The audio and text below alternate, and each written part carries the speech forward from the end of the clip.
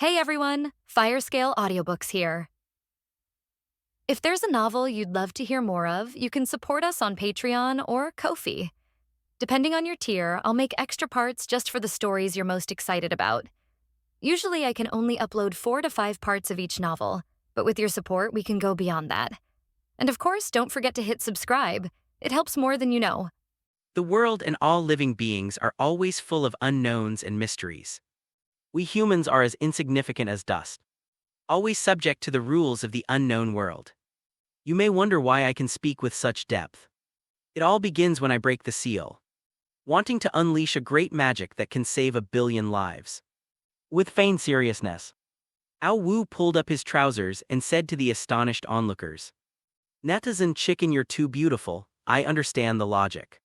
But I don't think that's a valid reason for walking your bird under the moonlight." Netizen, my grandma often slaps Zhao Zilong. What exactly was he doing before he was chosen by the legend of the rules? I'm an innocent person, I don't understand, please tell me. Netizen, my right hand has its own ideas. You actually describe such heinous acts with such refined elegance. I have never seen such a shameless person. You pervert, I'm not listening anymore. Wash the clips, look at the sword, at this moment. The chat in the Rules of the Strange Tales live stream was filled with comments.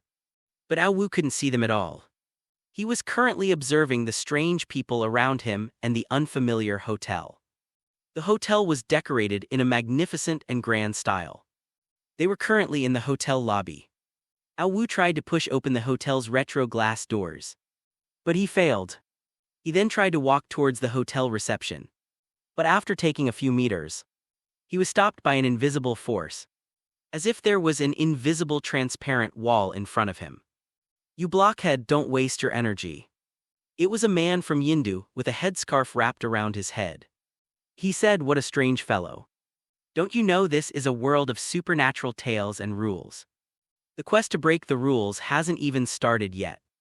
And you can't leave this place, a beautiful, innocent-looking woman also spoke with a hint of disdain. Damn it, Miss Asua's talking to you, didn't you hear her? How rude of you at this moment. Ao Wu ignored the crowd and instead asked the black cat that had suddenly appeared on his shoulder how to salvage his glorious and majestic image in front of these strange people. Ao Wu, I think blowing their dog heads off is a brilliant plan. Meow, the black cat, perched on Ao Wu's shoulder and licking its paw, said, Ali, how many times have I told you? We are all gentle and kind civilized people. We should not use violence against others unless absolutely necessary. The harmless Ao Wu patted the black cat on his shoulder, and the black cat nodded as if it understood. What's this guy doing? He's been talking to himself since earlier. And now he's talking to thin air. A young black man from Wakanda said with a puzzled look. Strange, I've never studied Huxia.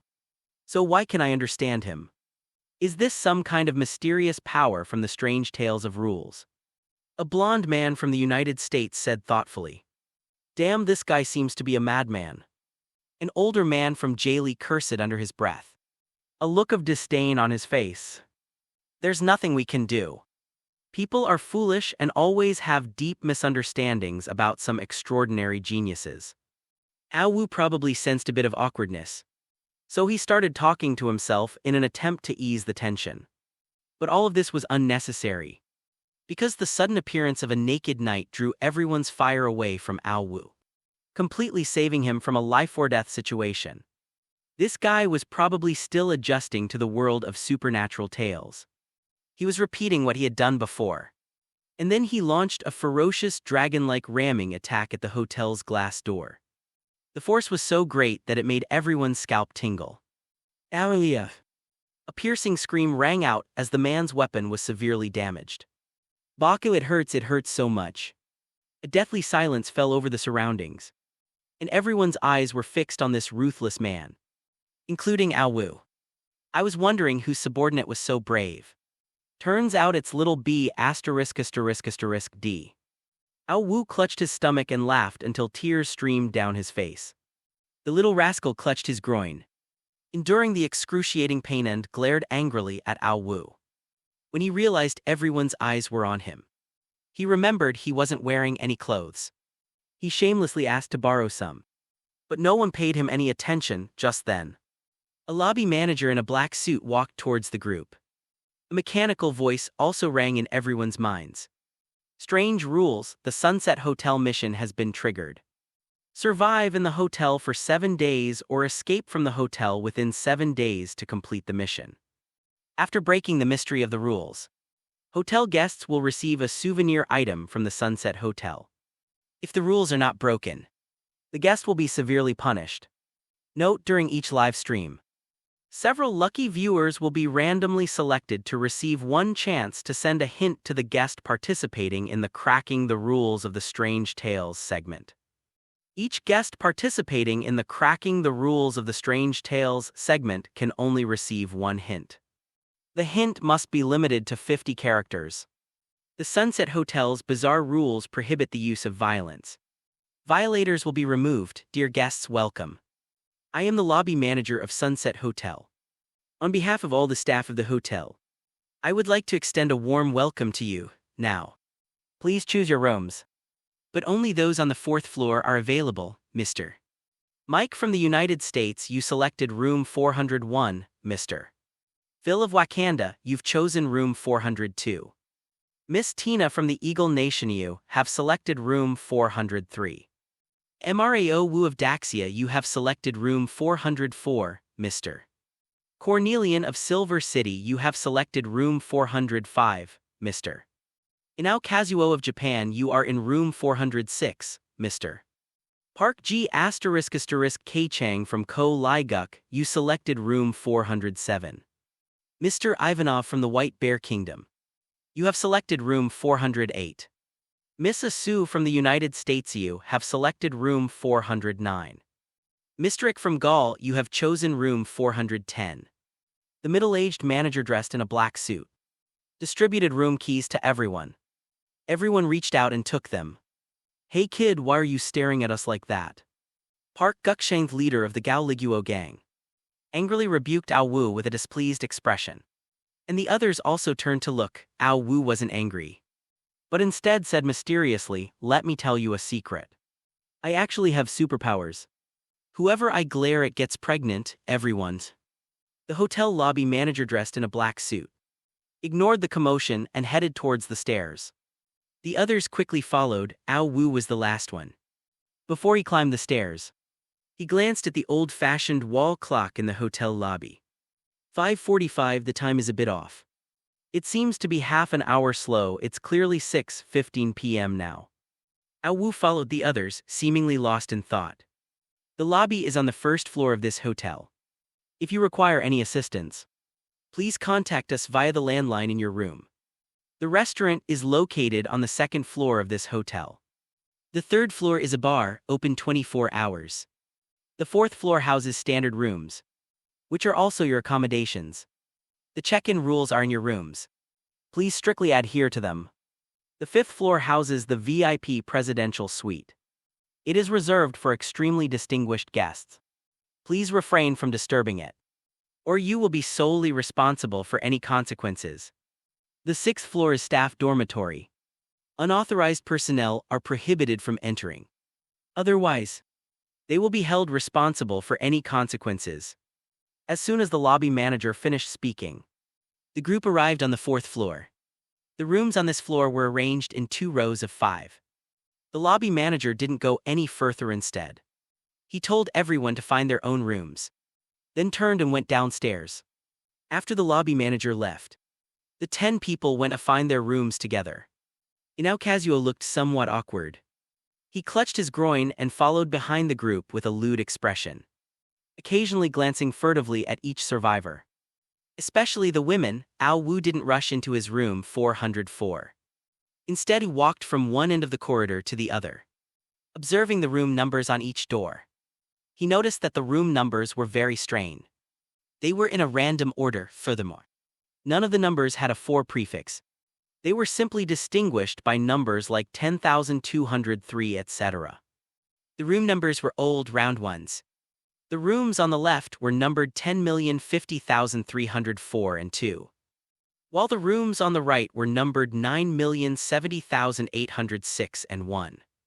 Not only that, the numbers 4 and 7 were missing and had been rewritten with some kind of red paint. While Aowu was deep in thought, Kazuo, with a lewd expression, kept moving closer to the two female contestants. Tina and Asu both found him extremely offensive and gave him disdainful looks. But the guy didn't care at all and even felt good about himself. When he saw their eyes on him, he struck what he thought was a very cool pose and started chatting with the two beauties. Tina and Asunable, to bear it any longer, gave Kazuo a good scolding, making him turn green with anger. The people around them watched him like he was a circus clown, their faces showing amusement. Netizen codename X, is this guy's head all on his lower body? He's being incredibly rude to Miss Dina. Netizen Apra, this pervert dared to harass the goddess Asu. The US should drop nuclear bombs on their land and destroy this depraved race. Netizen I love Akiho, what do you inferior people know? Mr. Inao was just trying to protect the two ladies. What did he do wrong? Netizen Jianlai, I want to sing the big sword slashes at the heads of the Japanese devils. Ad 1, the screen was flooded with comments, all containing lyrics about slashing down on Japanese soldiers with broadswords. The live stream chat rooms in various countries were flooded with comments, creating a lively atmosphere. The viewers seemed like a group of superior spectators, treating the guests who were breaking the rules of the strange tales as mere tools for their own entertainment, completely unconcerned that the guests might accidentally die a violent death. Inside a secret base in Daxia, a middle-aged man with a resolute face was looking at Ao Wu's face, a hint of surprise on his face. Ao Wu, 21 years old, suffers from schizophrenia. Before being selected for the rules of the strange tales, he was imprisoned in the highest security Longshan mental hospital. Doctors diagnosed him with 3 distinct personalities: the primary personality, Ao Wu cynical cum observant, an adept at logical reasoning, the secondary personality, Ao Wen, possesses immense strength and is ferocious and violent, and the secondary personality Black Cat Ali has animalistic instincts and extraordinary agility. The middle-aged man looked at Ao Wu's information in his hand and muttered to himself. Director Wang, what did you say? A beautiful, curvaceous redhead asked with some surprise. Oh, it's nothing, you go about your business. Director Wang gave a somewhat perfunctory answer. Each of the 10 people found their own room, and Ao Wu also used his room card to open the door and went inside. Ao Wu's room was a standard hotel room. The guest room is divided into a living room, bathroom, and bedroom. The living room features a decorated chandelier, a stylish sofa and coffee table, a large TV, and air conditioning. The bathroom and shower are combined. And somewhat oddly, the mirror at the sink is covered by a white pull-out curtain. Ao Wu rummaged through the toiletries on the sink and found a hidden note among them. After putting the note away, he went to the bedroom. The bedroom has a large wardrobe, a table, lamp, and a large bed.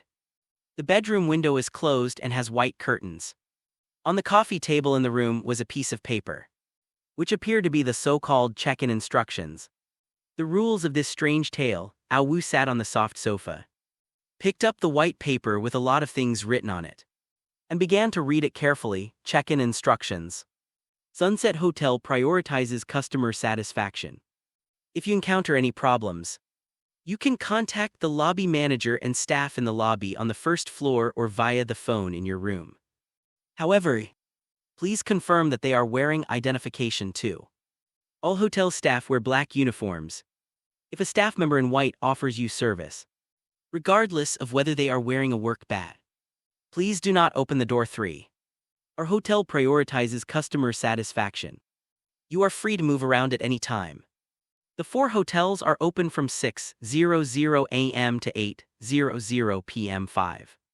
The hotel encourages interaction between guests, but guests must be back in their rooms by 8 p.m. 6. For your safety, please stay in your room. Do not allow anyone into your room, including hotel staff. 7. Please note that the hotel's times are completely accurate. 8. This hotel does not have staff wearing white uniforms. If a staff member or other guest in white lingers outside your room for more than 5 minutes, Please immediately turn on all the lights in your room, except for the bathroom.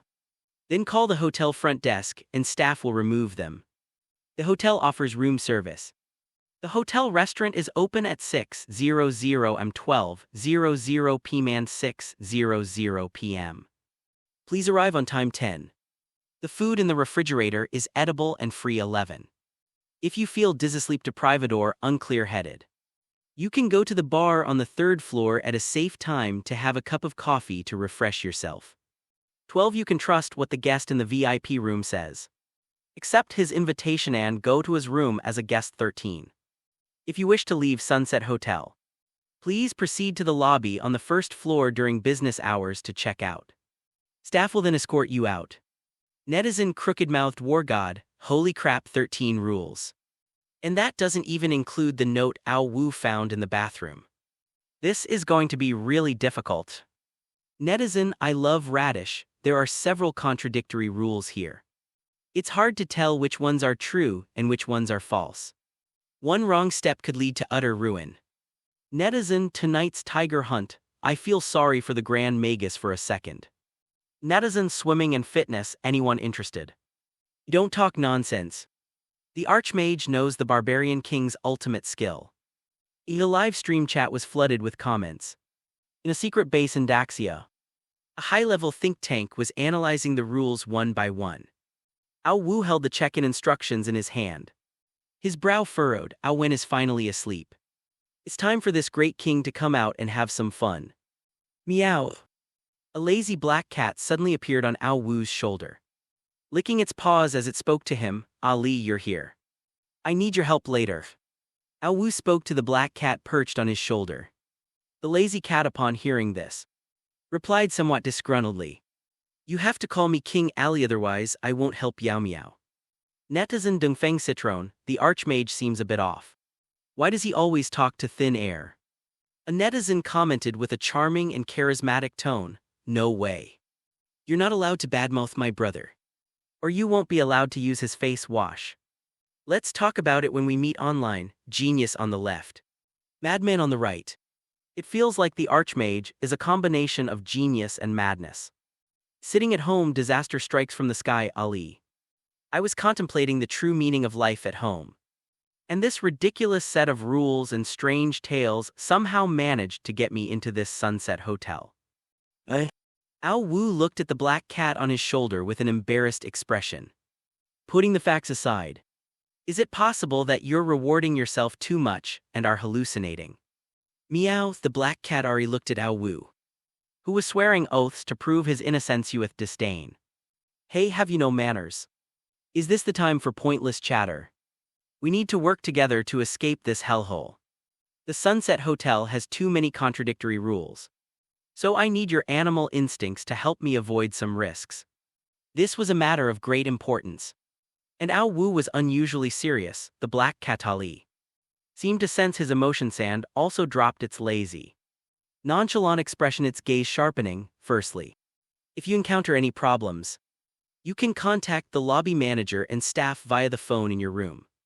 However, you need to confirm whether they are wearing identification. This information suggests that hotel staff can help us avoid some dangers.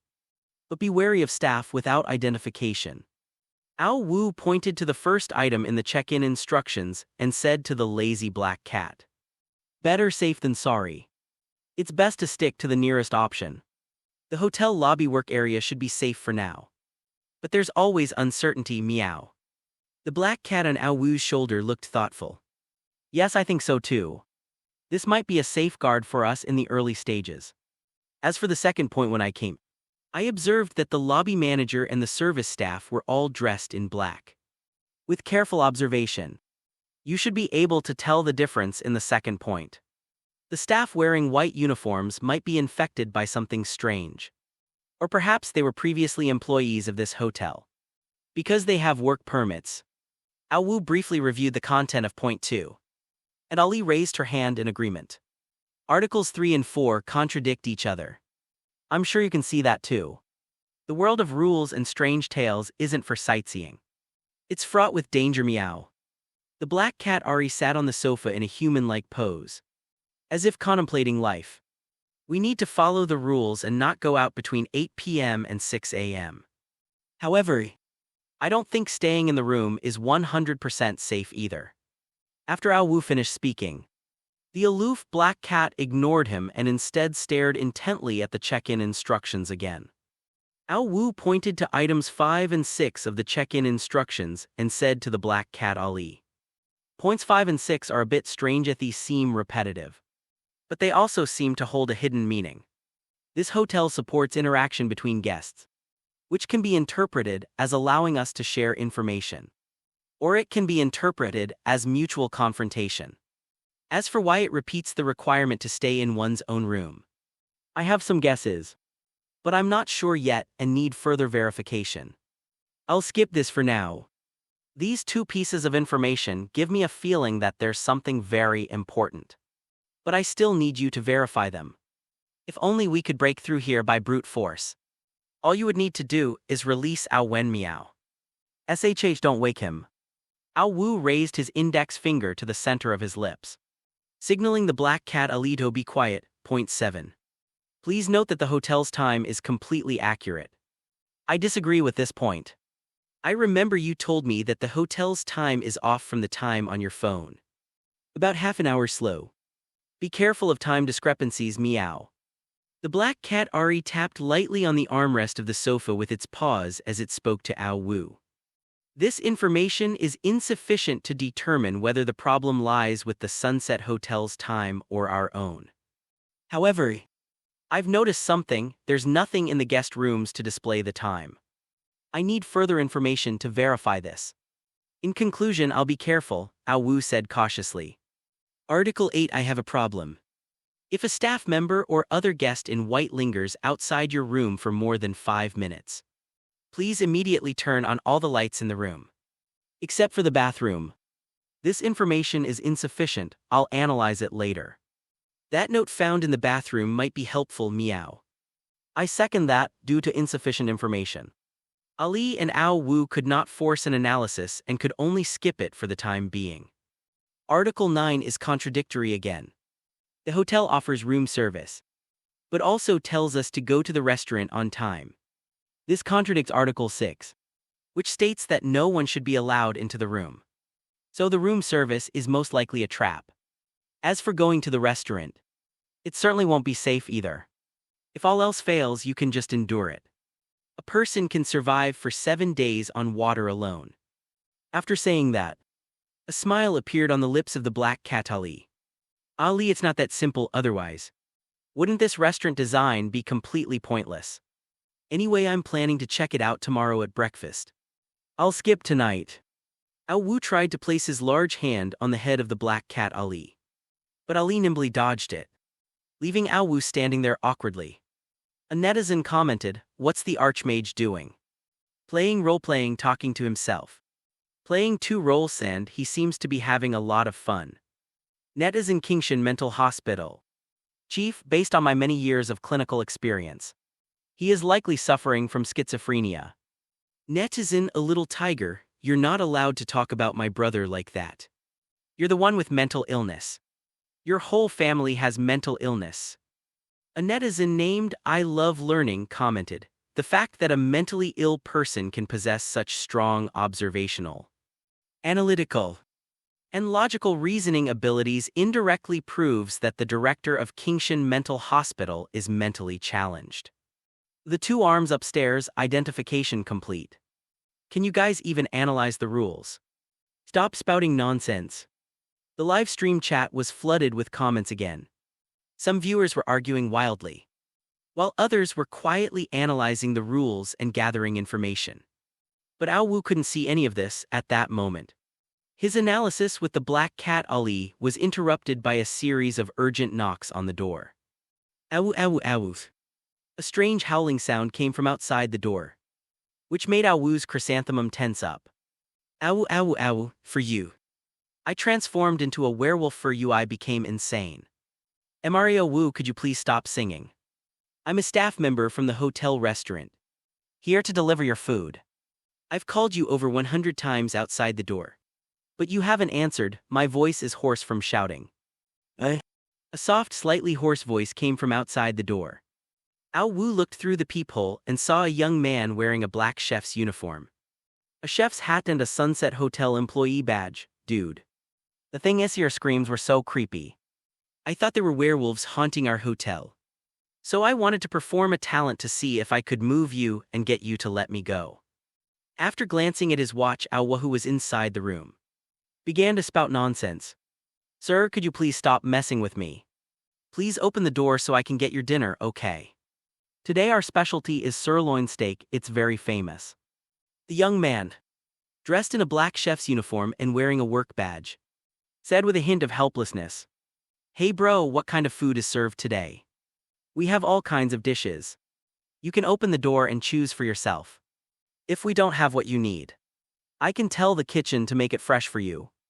Dude buddy, okay, you write this down: steamed lamb, steamed bear's paw, steamed deer tail, roast duck, roast chicken, roast goose. Ao Wu rattled off more than 100 dish names in a row. And the handsome young man outside the door was writing so hard his hand cramped up. He even used up 2 tubes of ink in his ballpoint pen. Dude buddy, finished taking notes? Finished writing it down, bro?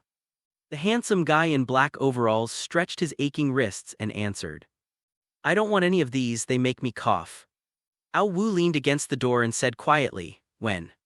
The sturdy door seemed to have been struck hard, making a loud bang. Ao Wu looked out through the peephole and saw that the waiter, who had been all smiles just moments before, now had a gloomy expression. His red eyes fixed on Ao Wu through the peephole. Dude buddy, are you angry? Sorry, it's just that I have a lot of dietary restrictions. Do you have that stinky tofu stewed with durian? I really love that, Ao Wu asked cautiously. There was no further sound from outside the door. Only heavy footsteps and the sound of the food cart wheels scraping the ground, indicating that they were heading to the next room. Ao Wu, who was in the room, breathed a sigh of relief upon seeing this. Netizen, you seem to have a serious illness. The archmage is too mean. He almost made the guy in black's hand cramp up. Netizen, charming and elegant, your intelligence is more than commensurate with your name. It's obvious that the staff member in black is suspicious. If the archmage opens the door, it's a kill or be killed situation. Netizen, she kills with one sword, luckily. The archmaid was cautious. The people in the previous rooms also didn't open the doors. Netizen, little fairy, grand magister. I want to have your babies. You infatuated fool, take this, inside a secret base. Dean Chen breathed a sigh of relief and deleted a pre-edited comment. He didn't stay for the full 5 minutes. There were limits to how long he could stay. The black cat Ali jumped onto Ao Wu's shoulder again. Ao Wu stared blankly at the locked door, lost in thought. Number 10, number 5, number 3, number 4, number 2, number 9. Ao Wu muttered to himself. These are the room numbers in sequence. I'm puzzled, said the black cat Ali. That's right, I've discovered a pattern. I need to verify it, but if it's true, it's terrifying. Some people are probably going to be in big trouble. A mysterious smile appeared on Ao Wu's lips. Hasn't anyone told you? The way you keep me in suspense is really annoying. Black Cat Ali was so angry he wanted to punch it. He raised his little fist and pretended to box. If I'm not mistaken, we should be at room 402 by now. After speaking, Ao Wu seemed to remember something and began to observe the room's door. The door had a high level of security, with an electronic lock that required a room card. However, the door was also equipped with a concealed lock and a chain lock, hidden in the door's openings, making them difficult to spot without careful observation. The chances of survival this time are only 98%. So what's the difference between that and suicide? After loading the batch, Ao Wu simultaneously engaged both the chain lock and the concealed lock, achieving the highest level of security in room 402. Phil, the Wakandan guy, was carefully studying the check-in instructions. Word Faka, why are there so many rules? And they contradict each other, it's infuriating. However, I've roughly pieced together some accurate information. I must stay calm now. I'm going to become the supreme leader of Wakanda. Wakanda forever. Phil, the Wakanda guy, kept encouraging himself. Hello Mr. Phil, I'm a restaurant server at the Sunset Hotel. Here to deliver your meal. A soft male voice sounded outside Phil's door. I didn't request food delivery. We deliver food promptly at 8 p.m. every night. Today's menu is quite extensive. Are you sure you don't want to order? Delivery is free. Hungry Phil instantly became alert. He swallowed hard and peered out through the peephole. Sunset Hotel black uniform work ID. But is it really safe? If I only open the door a crack to take the food and don't let him into the room, will I be safe? Phil was filled with unease. But he was starving. He hadn't eaten for 2 meals before he arrived. Is the Sunset Hotel's room service real or fake? We need to verify that. Or perhaps we should take a risk and see what happens. Phil made up his mind, but for safety's sake, he still asked the staff member in the black chef's uniform outside the door to leave the food at the door so he could take it himself. Okay, Mr. Phil, I'll leave the food at your door. Enjoy your meal. Clatter. The sound of a plate hitting the ground rang out, followed by heavy footsteps and the sound of a food cart being pushed, which faded into the distance until they disappeared completely. Phil waited a few more moments before opening the door and reaching for the plate of food. Just then, a line of text appeared before his eyes. Don't open the door. It's dangerous. Upon seeing the comments, Phil broke out in a cold sweat. He tried to quickly pull his hand, which was holding the food, back into the room and close the door. But what he saw was a chilling scene. The staff member in the black uniform hadn't left. He was hanging upside down like a spider in Phil's blind spot, staring intently at him with a sinister smile. What are you doing, off? The young black man from Wakanda screamed in terror. He quickly pulled his arm back, trying to slam the door shut. But Thina pale, bloodless hand gripped the edge of the door tightly. It was that young man in the black chef's uniform. This guy was incredibly strong. No matter how hard the strong Phil tried, he couldn't close the door. And with a slight effort from the young man in the black chef's uniform, the door opened inward. Phil's black man from Wakanda immediately narrowed his eyes. He didn't bother to close the door and turned to run towards the bedroom. The young man in the black chef's uniform maintained his stiff, eerie smile as he entered the Wakanda guy's room, casually closing the door behind him while making creaking noises, similar to pushing a food cart. Holy crap, this guy's got some skills. No wonder I clearly heard him leave just now. A panicked Wakanda guy named Phil tried to call the front desk downstairs, but the phone was in the living room, and he was filled with despair. The locked bedroom door was opened by the strange young man in black. Dinner's ready, dinner's ready. The young man in the black uniform spoke with barely suppressed excitement. After he finished speaking, pulled out 2 large, gleaming machetes, and his body underwent a bizarre transformation, turning extremely pale and bloodless, like a corpse that had been dead for many days. Please don't kill me, ah. A piercing scream rang out. But the room was so soundproofed that people in other rooms couldn't hear it at all. A moment later, the door to room 402 opened. A handsome young man in black overalls wiped the blood from the corner of his mouth and pushed out a creaking food cart. That idiot Phil, we have been bombarding him with comments, and he's still keeping the door open. Will he die if he goes hungry for a few meals? This gluttonous guy deserves to die. A young man who sent Phil a comment instantly flew into a rage. He went berserk and smashed all the office supplies on his desk to the ground. I think I just heard someone open the door. The black cat perched on Ao Wu's shoulder, pricked up its ears and said to him with a wary expression, "Then he's on his own. I hope I'll see him again tomorrow." Poor Wakanda guy. Ao Wu silently mourned for the Wakanda comrade for 3 seconds and wished him happiness in his next life. Miss Asu, could you please open the door? I'm a restaurant server from the Sunset Hotel. Here to deliver your meal. Everything is on the house. A gentle, warm male voice rang out in front of room 409. No need, thank you, a cool, clear female voice rang out. Wouldn't you like to reconsider? Today's dishes are very plentiful. The handsome male restaurant waiter outside persisted, asking again. But there was no longer any response from inside. But the waiter in the black chef's uniform gave a strange smile as he took a blood-stained room key from his pocket and affixed it to Miss Asu's electronic door lock. Beep unlocked, the male waiter reached out his pale hand. Grasped the doorknob and pulled hard. But the door wouldn't open, oh very cautious. After speaking, the handsome male waiter pushed the creaking food cart towards the next room. Only then did Miss Sue, who had been peeking through the peephole, finally breathe a sigh of relief.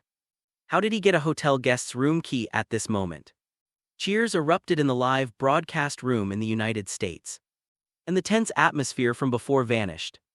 Goddess Sue is the best, Goddess Sue is beautiful, intelligent and a leading figure among American women. Goddess Sue, give me your baby. Someone dragged the person upstairs out and beat them. The rest of the people refused to order food. A handsome restaurant waiter attempted to enter Park Gukshang's room, number 407, but failed. Attempt to enter Ivanov's room in the White Bear Kingdom failed. Attempt to enter the room of Japanese player Kazuo Inao failed. Attempt to enter American athlete Mike's room failed. During this time, the male waiter in the black chef's uniform returned again. Attempt to enter the room of the French player Rick failed. Attempt to enter the room of the Silver Capital contestant Kamir Khan failed. Attempt to enter Miss Tina's room in the Eagle Kingdom failed. Of the contestants who participated in cracking the rule-breaking mystery, all except Mike from the US, Tina from the UK, and a Sue from the US received a notification from a lucky passerby in the live stream that the test could only be used once. This seemingly insignificant notification saved their lives. Despite having survived, the contestants of the Rules of the Strange event showed no joy. They hadn't even finished the first night and had already used up such precious bullet screen prompts. From now on, they were on their own. Their fate was in the hands of destiny. Viewers watching the global live stream felt a chill run down their spines when Phil was killed. Without the live chat alerts, half of the 10 contestants who broke the rule-breaking mystery would have been wiped out. These strange rules are terrifying, but I believe Inao Kun will definitely crack them. May God bless Mr. Mike of our nation, so that he may successfully crack the mystery of the rules and restore America's glory. Pray for our country's athlete Kamal Khan. Grand Magister Awu's strategies are flawless, and he is invincible. HMPH, you actually expect something from a madman. I think you're all insane. Brothers, we've got a job to do. This guy dared to slander the Archmage, get him. At this moment, the handsome waiter stood in front of Ao Wu's door once again. As if sensing something, Ao Wu looked out through the peephole, a large, blood-red eye stared at him with venomous resentment. Brother, you have conjunctivitis, it needs treatment. Let me check your eyes first. After saying that, Ao Wu took out an infrared laser pointer from his pocket. Any offensive weapons will be confiscated at the Sunset Hotel. However, some everyday items and trinkets are allowed. Ao Wu turned on the laser pointer and placed it over the peephole. Then, a loud B*** G sound came from outside the door drop. Unlocked successfully. After the mechanical electronic beeping sounded, the frantic turning of the doorknob came from outside. But the door had already been firmly locked by Ao Wu with a chain lock and a hidden lock. MRAO Wu number 404, I'll remember you, an angry, filled with exasperation, rang out again from outside the door. A moment later, there was no sound from outside the door. Ao Wu went back to the bedroom and sat down on the bed. He and the Black Cat Ali once again analyzed the rules in the check-in instructions. Article 10, food in the refrigerator is free to eat. Ali, what do you think of this one? I'm standing on your shoulders to see, meow. You be ****D, be serious. There's no such thing as a free lunch. Don't eat what's in the fridge. Looks like we need to check out the restaurant. It's definitely not useless, bingo. But I think the things in the fridge might be for something else. Meow, our views are completely aligned. I think you shouldn't be a cat. You should be a tapeworm in my stomach. Ao Wu, you're really disgusting, meow. Black Cat Ali looked at Ao Wu with a look of disgust. Article 11, if you experience dizziness, lack of sleep, or impaired consciousness, you can go to the bar on the 3rd floor at a safe time for a cup of coffee to refresh yourself. This proves that there may be a source of pollution in this house, which may contaminate the host's mind and body. After thinking for a while, Ao Wu spoke. What's the source of the pollution? It could be the house itself. Or maybe the food in the refrigerator. It could also be the moonlight outside. Ao Wu, the moon's direction has changed. Quickly draw the curtains tight and don't let the moonlight in. Meow. Upon hearing this, Ao Wu's eyes instantly turned into eerie vertical pupils. Then landed on all fours and, with inhuman agility and speed, rushed to the window. With a sudden swipe of his 5 fingers into claws, he completely pulled the curtains shut, blocking the moonlight from shining in. Netizen Spring River Flower Moon, the Grand Magister's move just now was absolutely amazing. Netizen is this really the speed and movement a human could achieve? Netizen US Evening Post, it's unbelievable that all Huxia people know Kung Fu. Inside a secret laboratory. Dean Chen frowned as he watched Ao Wu on the live stream. Did you observe Ao Wu's movements just now? That wasn't human agility, it was more like a lithe feline, right, Dean Chen? It was said by a beautiful and hot female doctor. I suspect his mental state has triggered some strange ability. If he manages to escape this bizarre situation alive, immediately send someone to bring him to me. Dean Chen said thoughtfully, yes. Ao Wu's vertical pupils gradually disappeared, and the black cat Ali reappeared on his shoulder. In crucial moments, we still have to rely on King Ali.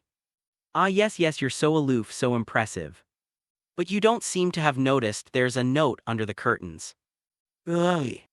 Article 12 of the check-in instructions states that you can trust the guests in the VIP rooms and accept their invitations to visit their rooms, which might bring unexpected rewards. This is likely a trap.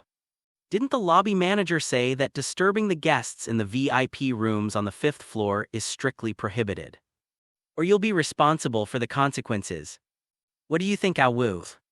The black cat Ali said while stroking its whiskers. Insufficient information to make a judgment. But I have a guess.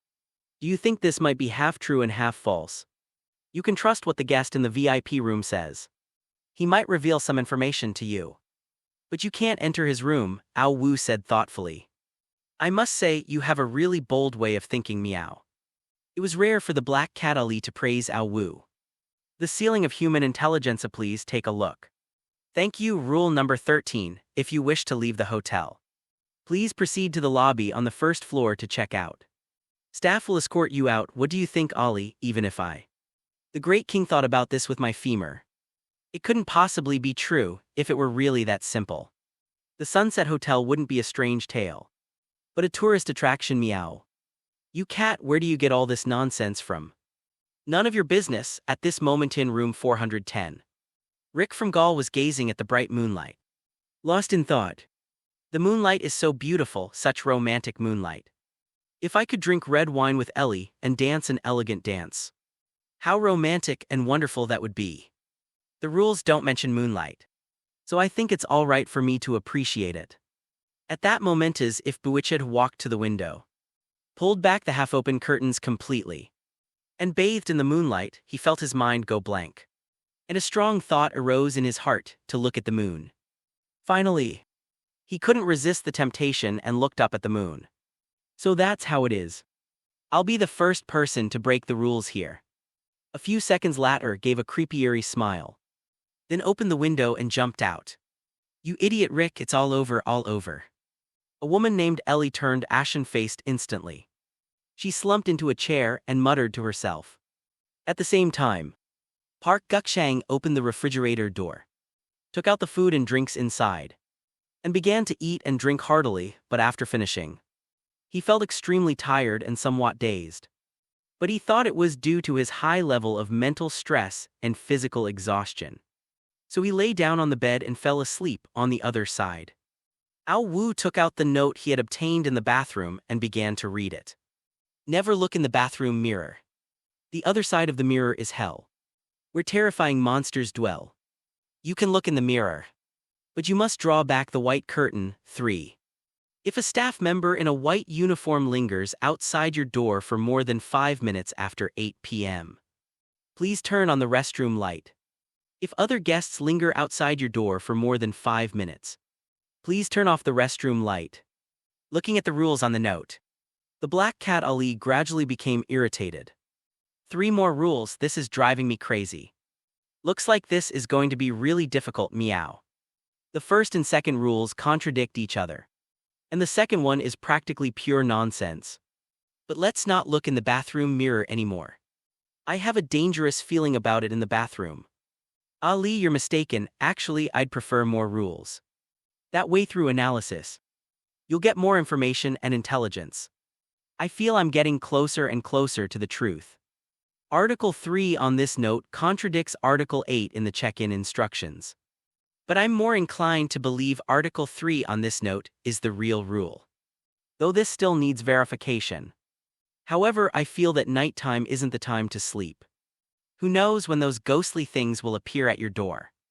It's safer to rest during the daytime, Ao Wu said calmly. He himself didn't realize that he was radiating an invisible charm. This sparked a frenzy among countless female fans in the Huaxia live stream, with many both men and women spamming the chat with messages saying they wanted to have his babies. What did it say on the note you found by the curtains, meow? The black cat Ali tilted its head and looked at Ao Wu. Ao Wu opened the note, which contained 2 sentences. If you want to achieve immortality, then go to the moon. Moonlight has a fatal attraction for them, remember. Always keep the curtains drawn. The first point is self-explanatory. There's no such thing as a free lunch. Even if you did gain immortality, it would probably be a fate worse than death. As for the second point, the curtains might come in very handy. And this they is quite intriguing. Ao Wu stared at the white curtains, clearly deep in thought. You mean this moonlight is a double-edged sword? It might be harmful to us, but it's equally threatening to those eerie beings. The black cat Ari jumped onto Ao Wu's shoulder again and placed its paws on his head. If used properly, this moonlight might save a life. Alasrion pursues immortality. But they don't know that immortality is also a curse. Ao Wu stood with his hands in his pockets, chin slightly raised, gazing at the ceiling at a 45-degree angle. A hint of melancholy in his eyes. Netizen Princess Yayo, the Grand Magister, is so handsome. Look at his eyes, a hint of melancholy. A touch of indifference, a dash of mockery. And a dash of nonchalance. Netizen Lich is little Blackie, what's wrong? Does your Grand Magister brother have a pie chart in his eyes? Netizen Grand Magus' junior schoolmate, sisters. It's a Hatterevrion, hurry up and attack him. Demi yo, Ao Wu, who was unraveling strange tales and rules in the Sunset Hotel. Never imagined that his fan base would grow so large. That night, in order to stay alert, Ao Wu and the black cat Ali played a little game of who blinked first and who was the dog. The 2 stubborn creatures stared at each other intently all night. Even with their eyelids aching and swollen, they didn't give up. By dawn, the fight ended in a draw. On the first day, most people barely made it through. But many missed the chance to receive prompts from the live chat. And their fate was now in the hands of destiny. A sleepless night left Ao Wu feeling dizzy and somewhat confused at this moment. Both he and the black cat Ali sensed something was wrong. Logically speaking, his mental strength far exceeded that of ordinary people. It was impossible for him to be in this state after just one night without sleep. Is there something wrong with this house? Trying to stay inside indefinitely for 7 days is impossible. At most 2 or 3 days. The residents will go insane and might even turn into monsters. So it's time to head to the cafeteria. Ao Wu spoke to the air above his shoulder while nodding repeatedly, as if he were receiving some good advice. Despite hearing the door open outside, Ao Wu didn't leave at 6 o'clock sharp, but waited until after 6:30. Ao Wu opened the door and saw many people already talking in the hallway of the guest rooms, seemingly exchanging information. He glanced around and saw Mike and Tina coming out with him. The group exchanged glances, then remained silent. The first few people to emerge were all circling around Mrs. Su. It was unclear whether they were exchanging information or admiring the beautiful woman. The Sunset Hotel's mysterious rules are fraught with danger. We should put aside our past grievances and work together to increase our chances of successfully completing this mystery. Let me first share some information I know. There is a curfew from 8 p.m. to 6 a.m. Do not go out under any circumstances. It could be life-threatening. The lobby manager and service staff wear black uniforms. Those in white uniforms are dangerous. Never let them into your room, also. The restaurant delivery servers wear black chef's uniforms. Although they have work badges, they are different from the lobby staff. They will enter rooms under the guise of delivering food. Kill guests and then take their room keys. That's how Phil, the Wakandan guy in room 402, was killed. Our room cards are all the same, in other words. The room cards we have can open any room on the 4th floor. The waiter in the black chef's uniform has our room cards. So remember to lock the door. Asu shared some of the information she knew, demonstrating her leadership charisma and quickly establishing her prestige among the crowd. While the information you provided is accurate, it's mostly been verified, it's not very useful. And you wouldn't naively believe this woman can lead you to solve this mystery of the rules. Would you let me introduce myself? My name is Mike, a famous American mystery novelist. Finding clues and analyzing reasoning are my specialties. Trust me, I can guide you to successfully solve this mystery of the rules. Mike was probably a natural orator. His impassioned speech, coupled with his identity as a mystery novelist, instantly shook the hearts of the group. Inao Kazuo wore a fawning smile. Yes, I think Mr. Mike is absolutely right. You are the only one suitable to lead the team. After a moment's hesitation, Kamir Khan whispered, I'm also at the pinnacle of intelligence in Silver Capital. So we really need a powerful alliance. Kamir Khan from the Silver Capital and Inao Kazuo from the East looked at Miss Asu with lingering affection before switching sides and siding with Mike. Even Tineth, blonde beauty from the Eagle Country, hesitated for a moment before standing next to Mike, the American contestant. Only Ivanov from the White Bear Country remained unmoved. Still standing beside Asu, Mr. Ao Wu. I hope you can rationally assess the situation and joining us is the best option. What do you say? Although Mike's tone was polite, his eyes were full of provocation and coercion. Sorry, I have no interest in being cannon fodder. Haven't you heard the saying? Beasts of prey always roam alone. Only cattle and sheep travel in herds. Ao Wu leaned against the wall of the corridor and sneered. Hearing his words, everyone glared at him angrily. The current camp is divided into 3 factions. Asu and Ivanov are allied. Mike and Ao Kazuo, Kamerhan and Tina are allied. And Ao Wu is allied with the Black Cat Ali on his shoulder. Ali in order to fight against evil. I think it's time for us to form an alliance, seconded. After saying that, Ao Wu shook hands with the air on his shoulder. Watching Ao Wu talking to himself and acting crazy, everyone frowned, completely baffled as to what this neurotic guy was doing. Damn it, Phil and Rick are both dead. And this lunatic is still alive. Inao Kazuo said in a low voice with a look of disdain. Upon hearing that 2 people had died, Ao Wu was not surprised. He glanced around at everyone present, a thoughtful expression on his face. Has anyone seen Park Gukshang? Ao Wu asked the crowd. Park Gukshang? Which Park Gukshang? Kamir Khan said, looking completely bewildered. It's that one, the one we studied together. The one we fought Tojder, the one we were with. After thinking for a moment, Ao Wu began to sing with deep emotion. Perhaps it was Ao Wu's talent that impressed them, for everyone stared at him in astonishment. For some reason, I have a strange urge to dance. Kamir Khan was startled. The dynamic rhythm made his body move uncontrollably, as if he were about to burst into a high-energy dance at any moment. Netizen, I should be under the train. The Grand Magister may be awesome, but he's still not as good as me. I've traveled south and north, drunk water behind toilets, had my leg run over by a train and even kissed an idiot. Netizen, gentle breeze, brother, you're awesome. Netizen, crooked-mouthed war god, the archmage made me laugh so hard. Friends, wait a minute, I'm going to change my pants. Netizen, I learned to slay gods in kindergarten. Did you see my name? Don't move upstairs, take this. The rules of the strange livestream chat was flooded with comments again. Some people were condemning the Grand Magister for personal attacks, but they were all thoroughly refuted by the Grand Magister's devoted fans. But coincidentally, Park Gukshang with disheveled hair, bloodshot Isen muttering to himself, Walked out of room 407, how dare you slander me?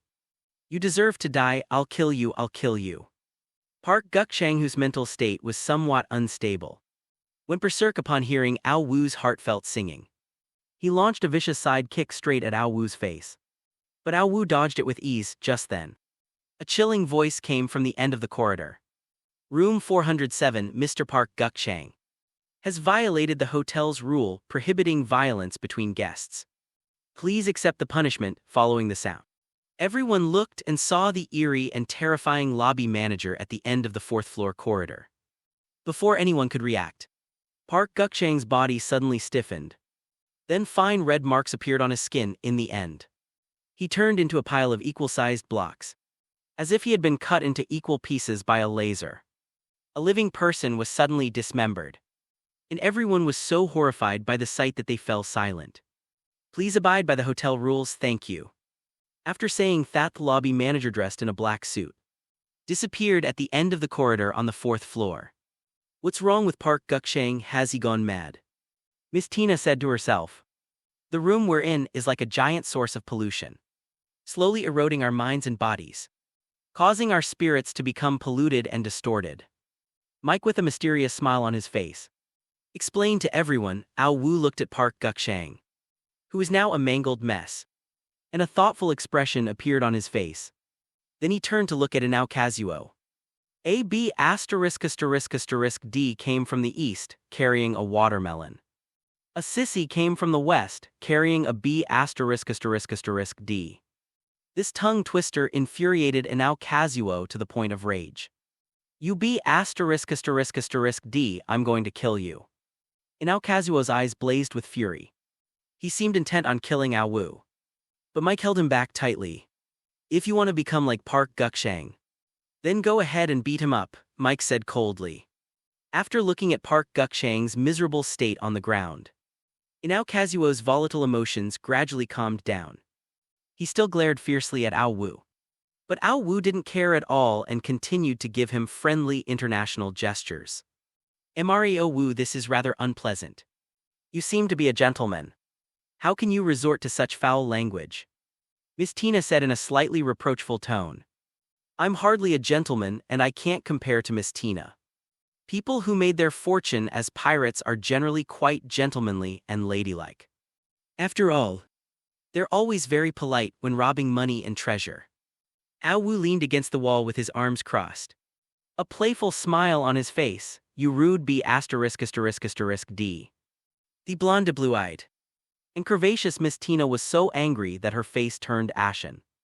Mario, we've gone too far. How could you treat such a beautiful lady like that? I was hoping to bring you to our country to develop our careers. But it seems unnecessary now. Mike from the US gave Ao Wu a sarcastic remark, while also comforting Tina, thus winning the beauty's favor. Oh dear, that's such a shame. I heard that you don't have to spend money to buy things there. Everything is free if you're in a bad mood. You can buy a gun and go out into the street, bang bang bang, to release your stress. That's great, it's truly a free country. Ao Wu said with a look of regret. You insolent scoundrel, you will pay the price. Mike's gaze instantly turned gloomy. Mr. Ao Wu is witty and humorous, and he debated with a group of scholars. I truly admire him. The beautiful and innocent-looking Asu smiled and complimented Ao Wu. Don't flatter me, I will not form an alliance with you.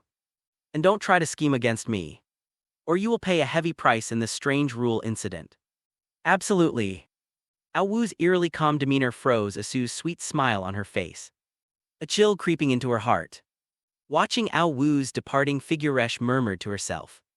I won't let you succeed, the outcome is still uncertain. And you might be the one who suffers in the end.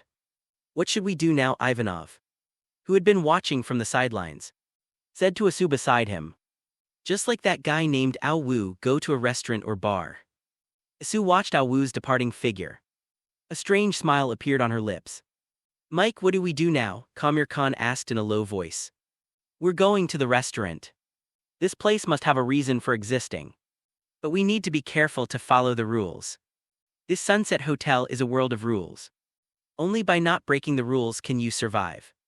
If nothing unexpected happens, The others will probably go too. Mike watched the departing group, a slight smile appearing on his lips. Ao Wu arrived at the hotel restaurant. A young security guard in a uniform, carrying a baton and walkie-talkie, stood in front of the restaurant. He was looking into the restaurant, swallowing hard. "Hey buddy, what do you want to eat? I'll bring you some later." Ao Wu stepped forward and struck up a conversation. But the young security guard was unimpressed, coldly replying, "Thank you, but it's not necessary. That kid's so arrogant, meow." The black cat Ali stood on Ao Wu's shoulder and whispered to him, "Shh, don't let him hear." Ao Wu gestured for silence to the air above his shoulder. Seeing Ao Wu's strange behavior, a look of surprise also appeared in the eyes of the young security guard. There was also a sign in front of the restaurant listing some of the restaurant's dining rules. Rule 1: To express our gratitude to our customers, our hotel is offering discounts on our dishes, making them extremely affordable. Rule 2: Staff wearing white chef uniforms will serve guests in standard rooms. Staff wearing black chef uniforms will only serve VIP guests. If they offer you service, please ignore theme otherwise. You will be responsible for any consequences. Rule 3: The hotel restaurant offers an ordering service. If you do not require this service, please inform the restaurant staff before taking your seat. Rule 4: The hotel restaurant is for dine-in only. Takeout is prohibited. Otherwise, you will be responsible for the consequences. Ao Wu, what do you think of these rules? Meow, the black cat. Al rested its chin on its paw as if deep in thought. Of course I see with my eyes. Ao Wu acted as if he was making a big fuss, which infuriated the black cat to the point of madness. Ao Wu entered the hotel restaurant, where a waiter in a black chef's uniform immediately greeted him with a smile and kept asking if he needed any help. However, Ao Wu ignored him. But the guy wasn't angry and continued to chat with contestants from other countries. Ao Wu walked straight up to the restaurant employee in the white chef's uniform and said, "I don't need any ordering service. If someone tries to order for me, please refuse. Also, please order one of the most expensive dishes in this hotel for each of my friends. They can pay for it themselves." After saying that, he casually found a place to sit down and started looking at the menu. The food here is indeed very cheap. The most expensive dish has such as Buddha jumps over the wall. Boston lobster and king crab are only priced at 60 yen. The cheapest dish, plain noodles, is priced at 1 yen. Just then Cormierhan walked over. He asked Ao Wu, "What did you say to the hotel restaurant waiter just now? It seems you mentioned us. I just saw you talking to the waiter about me. If I'm not mistaken, you ordered a lot of food for me, right?"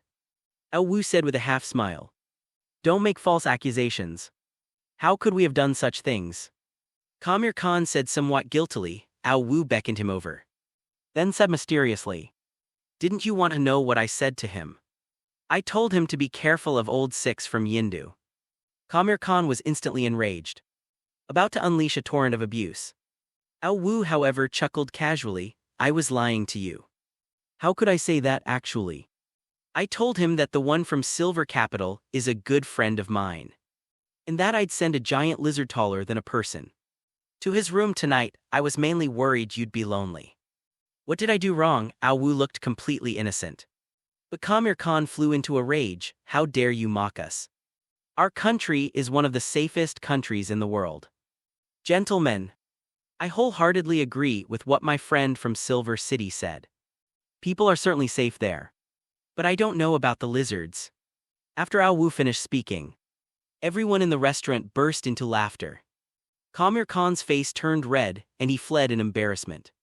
Ao Wu ordered a bowl of plain noodles worth 1 yuan and started eating. "Ao Wu, why are you so stingy? The food here is so cheap, why don't you eat a proper meal?" Kamalhin said with a look of disdain. "Mr. Ao Wu, are you perhaps a penniless wretch?" Inao Kazuo also said with a mocking expression, "Oh yeah. Yeah. I'm the kind of person who has to split 5 yuan into 3 days worth of expenses, a difficulty level of 9. 8. Look, I really do only have 5 yuan left." After saying that, Ao Wu took out a crumpled 5 yuan note from his pocket and waved it in front of everyone. The two mocked Ao Wu mercilessly before starting to eat their breakfast. After finishing the plain noodles, Ao Wu felt refreshed. And all the negative feelings he had experienced in the room were swept away. Meanwhile, Mike and Asu's group were arguing with staff in white chef's uniforms. The reason was that they couldn't get a refund for the meals that Ao Wu had ordered for them. This was paid by that guy named Ao Wu. Why didn't you let him pay? I said angrily, Mr. Ao Wu specifically stated that you would pay your own bill. Furthermore, our restaurant has a sign outside stating that if you refuse to have someone else order for you, please inform us before sitting down. Clearly, you and your friends did not. A server in a white chef's uniform said gently, we refused. Mr. Mike has already refused on our behalf. Didn't he say that we all refused to be substitutes? Kamir Khan also retorted with a look of dissatisfaction. I'm sorry, Mr. Mike can only represent himself, not all of you. Therefore only he, Miss Asu, Mr. Ivanov, Miss Tina and Mr. Ao refused to act as substitutes. The staff member in the white chef's uniform explained patiently. When Miss Tina came back to tell us this after you were seated. Also, our hotel does not tolerate violence. Okay, we'll pay, it's only 60 yen, we can afford it. After saying that, Kamir Khan and Inao Kazuo reached into their pockets to take out money. Sorry, we don't accept coins, we accept lifespan. 60Y means 60 years or 60 years of lifespan. Now it's time for you to pay. After saying this, the staff member dressed in a white chef's uniform grabbed Inao Kazuo and Cormier Khan's hands tightly. The two men looked horrified and tried to break free. But the man's hands were like iron clamps. Completely immobile, their faces aged rapidly. Wrinkles and age spots covering their bodies. With 60 years of his lifespan absorbed, Cormirhan, who was around 40 years old, did instantly. Inao Kazuo fared somewhat better, as he was only in his 20s. After having 60 years of his lifespan absorbed, he was now old and frail, nearing the end of his life. But not yet dead. Damn it, that idiot Cormirhan. He was clearly set up. Ao and Mike, those two are both cunning enough. They're using others to test the rules. A foreign netizen complained in the live stream. This guy wasn't well-intentioned to begin with. He also ordered a lot of things for the Archmage. Yes, one should not have the heart to harm others. But one must be wary of others. I declare Kazuo Inao the winner of this round. It seems purified nuclear wastewater really does have life-extending effects. Those little bastards were right. I don't recommend drinking Ganges water. That stuff affects the brain. Except for those superhuman races who have antibodies. It's clean and hygienic, brothers. Ao Wu stood on the restaurant table and acted as the host. U B asterisk D cough Inao Kazuo, who was already in his 80s or 90s, was so angered by Ao Wu that he almost suffered a cerebral hemorrhage. The other people's meals were all reasonably priced. Under 5 yuan after their lifespans were drained. They all appeared somewhat mature. Only Ao Wu kept muttering about how his body had been hollowed out. As everyone's attention was drawn to him, Mike gave Miss Tina a meaningful look. After Ao Wu came out of the restaurant, he glanced at the clock on the wall. It remained stuck at 6 o'clock. Has the watch stopped? Ao Wu was filled with questions. So he ran to the lobby on the first floor to look at the clock there. The clock in the lobby on the first floor reads 4:40. But this time it's 2 hours and 40 minutes slow. Is that possible? He walked to the bar on the third floor while thinking. Bars have only 2 rules. The bar offers a variety of drinks, including alcoholic beverages, soft drinks and coffee. It can help relieve fatigue and boost your energy too. Drinks can be taken away from the bar. What does the comma before point 2 mean? I sense danger from it. Black Cat Ali said to Ao Wu with a serious expression. Someone deleted half of the rule.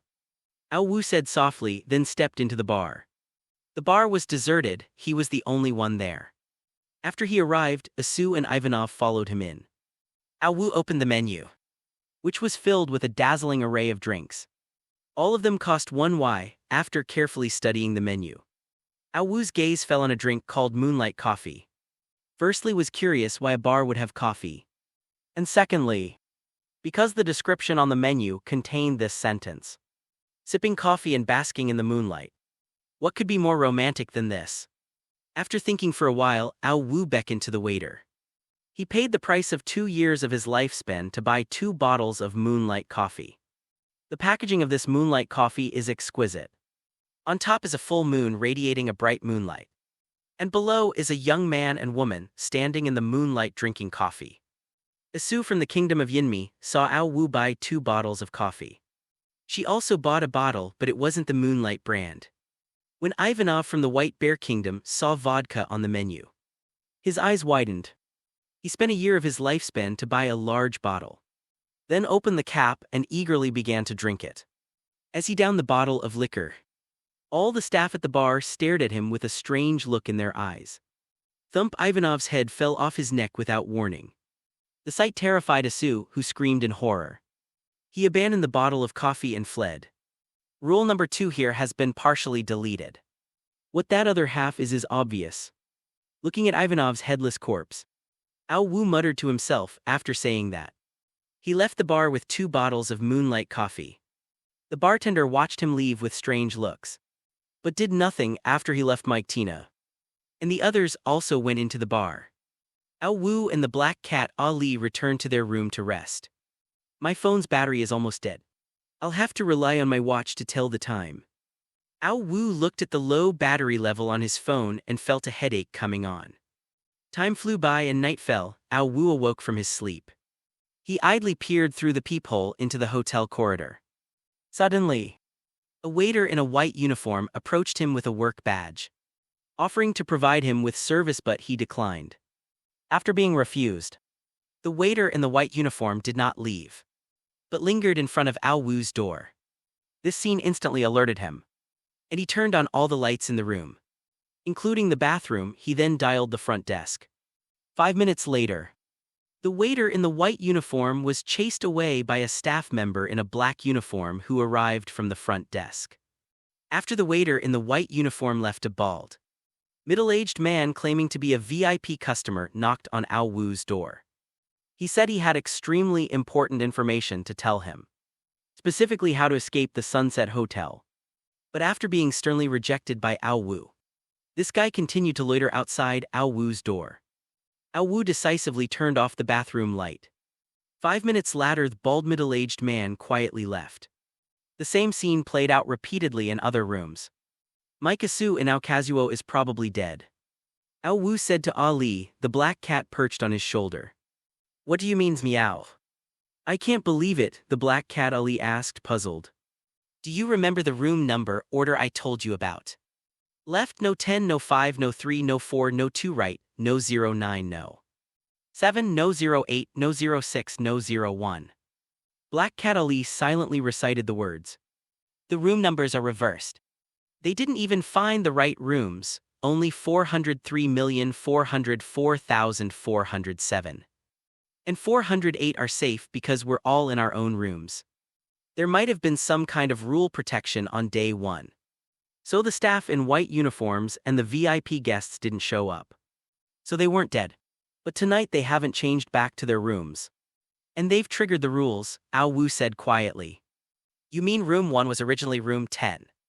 Room 2 was originally room 5. Room 6 was originally room 9, no wonder. No wonder the room numbers don't indicate the floor. It's dawned on me, said the black cat Ali. The Sunset Hotel provided a clue, the circular door plates. And the circles can be reversed, actually. The room order isn't random, nor has it changed. It's from 1 to 10 and from 10 to 1. The missing door plates 4 and 7 are also clues. You can deduce this from the order in which the delivery guy knocked on the doors on day 1. And also from the room key. Have you ever wondered why the room key could open all the rooms? It wasn't just for us to have friendly conversations. Why didn't you say so sooner? You almost made me choke. I asked you so many times. The black cat Ali complained to Ao Wu. Because it's too late to say it now. That's why I'm saying it now, after saying that. Ao Wu looked up at the void and revealed an extremely evil smile. Everyone watching the live stream felt a chill run down their spine. Damn it, Ao Wu's conscience is utterly wicked. Has anyone been randomly selected as a lucky viewer? Quickly send a comment to an Ao Kazuo. A netizen named Yamato frantically searched for lucky viewers in live streaming rooms around the world. But in this bizarre rule, each contestant can only receive a hint from one lucky viewer's comment. And Inao Kazuo has already received one. The live stream chat started flooded with comments. It's over and now Kazuo is doomed. Are there any kind-hearted, lucky viewers who want to send a bullet comment to Goddess Asu? I've been selected as a lucky viewer. I'll send a notification to Goddess Asu right now. Is there any lucky viewer who can send a message to Mike? I can privately transfer 100,000 US dollars to him. I've randomly selected a lucky viewer. Add me on social media and, once the payment is received, I'll immediately send a notification via live chat. Asu, who was on high alert in the room, saw the barrage notification that suddenly appeared in front of him and had a look of sudden realization. The room numbers were reversed. 06 was actually 9. My room should be in Kazuo's room. Oh no, is there still time? Despair crossed Asu's face. But she quickly mustered her courage, ready to fight to the death. Staying in a room that wasn't hers tonight meant she was no longer protected by the rules and would surely die. She looked through the peephole but didn't see anyone strange. She opened the door and rushed to room 406. Then began B*******G on the door frantically. Open the door and now Kazuo, our rooms are switched. Mine is yours and yours is mine. We're not in our own rooms right now. So we're not protected by the rules. Let's switch back now or we'll both die. The elderly and frail Inao Kazuo walked unsteadily to the door. Through the peephole saw Asa looking anxious. Frantically B******G on his bedroom door. Upon hearing Aso's words, a look of suspicion appeared on Inao Kazuo's face. Damn it. That wretched weirdo. Trying to trick me into opening the door again. Does he really think I don't understand the rules? Rule number 6, no one can enter your room. Hess, I'm not falling for that, Ohin by the way. After loitering for more than 5 minutes, I need to turn off the bathroom light. I'm such a brilliant man. After saying that, the self-righteous Inao Kazuo staggered to the bathroom and turned off the light. At this moment Asahu was knocking on the door. Looked desperate. She tried to open the door with her room card, but it was locked from the inside by Inao Kazuo with a hidden lock and a chain lock. When Inao Kazuo returned to the peephole, he saw a man in white overalls walk down the corridor behind Asu. The man's mouth opened wider and wider until he swallowed the pure and beautiful Asu whole. After swallowing Asu, the man turned and left. Netizen Daredevil, what is that thing? Is it even human? It's terrifying, I'm scared to death. Netizen Asu Goddess's little fanboy, you despicable monster. Give me back my goddess Asu. Netizen Straight Man, Goddess Asu is gone. My youth is over. Netizen Little Cute Girl, didn't the person upstairs' youth end long ago in Japanese adult films? After Asu's death, the rules of the Strange Tales livestream room was filled with wails of grief. Hef, thank goodness I didn't open the door. Otherwise I would have fallen into her trap. But why do these strange entities devour each other? Oh well, whatever. Opening the door in this situation would be certain death. If I can break this strange rule and hand the item over to the state, my memorial tablet will surely be placed beside the Yasukuni shrine in the future. And the emperor will surely reward merit. The aged and frail Inao Kazuo leaned against the wall and began to fantasize. After the staff member in the white uniform left the bald, middle-aged man who had been lingering at Tina's door gave a strange smile and disappeared. Just as Inao Kazuo was feeling smug, he heard the sound of the bathroom curtain being pulled. What happened? Was it the wind? But there's no window in the bathroom. Where did that strange man outside go? Did he come into my room from the bathroom? Impossible, absolutely impossible. I followed the rules exactly. I turned off the bathroom light. He couldn't have found this place. I couldn't have made a mistake at this moment. The already aged and frail Inao Kazuo walked quickly towards the bedroom with a look of fear on his face. But he was too old and his steps were very slow. The light behind him suddenly went out. And then hurried footsteps came from the direction of the bathroom, abruptly stopping behind him. Inao Kazuo abruptly stopped. A sense of dread washing over him, fear welled up within him.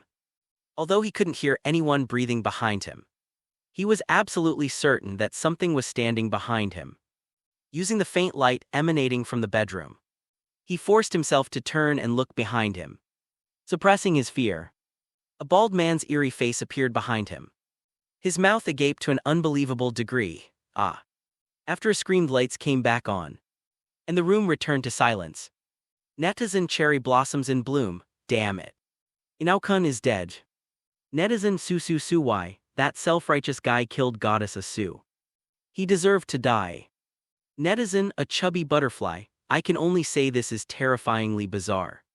Absolutely brilliantly done, at this moment. Mike from the United States received a notification from a lucky viewer via live chat. The room number is reversed if you remain in the room. You will no longer be protected by the room's rules. Mike suddenly realized his mistake. His choice was the same as Asu's. Taking advantage of the bald man's disappearance, he rushed out the instant he stepped out the door. A worker in a white uniform suddenly appeared at the end of the corridor behind him, and then frantically chased after him at an exaggerated speed. Mike was terrified, unleashing his full potential. He barely made it to room 410, used his keycard to open the door, and slipped inside. He then quickly locked the door with a combination of a hidden lock and a chain lock. Kara Kara, there was a loud urgent knocking at the door. The sound like a death knell. Mike leaned against the door, drenched in cold sweat. All the viewers in the American live broadcast room breathed a sigh of relief. Just as Mike was calming down, squeak squeak, a sound, as if propelled by something, came from behind Mike. Mike's body stiffened abruptly. That voice. It sounds so much like the food cart. Right, rule number 5, I have to be back in my room by 8 o'clock. Before 8 o'clock I'm doomed. Mike turned around in despair. The young man in the black chef's uniform had a sinister smile on his face. He waved the room key in one hand at Mike and slowly pushed a food cart out of his bedroom with the other. Sir, this is our room service. Today's dish is hand-shredded lamb. After saying that, he appeared beside Mike in an instant with superhuman speed. He reached out and cruelly dismembered Mike finally. He placed his remains on a plate of the main course in the dining car and covered it. The viewers in the live stream were so horrified by the bloody scene that they screamed. And several of the more timid ones even fainted on the spot. The rules of the Strange Tales live stream room exists independently, and no country or power can interfere with it. So these brutal scenes are shown without any censorship. After the rules of the Strange Tales ends, if that person named Ao Wu completes the tale and obtains some strange items or technology, find him immediately, bribe him and recruit him to join us. If he doesn't appreciate the offer, kill him and steal the items. Notify our contacts over there to pinpoint his location immediately. We can't allow Daxia to rise under our noses, or the United States' hegemonic status will be jeopardized. A blonde, blue-eyed general spoke calmly in a low voice to a man hidden in the shadows. Yes, on the second day alone, 8 of the 10 athletes from different countries died. When Ao Wu woke up in the morning, he still felt dizzy and disoriented. It seems I must eat at least 1 meal a day, or drink a beverage sold in a bar, Ao Wu muttered to himself. Today he didn't wait until after 6:30 to leave the house. Instead, he came out of his room after 6 o'clock.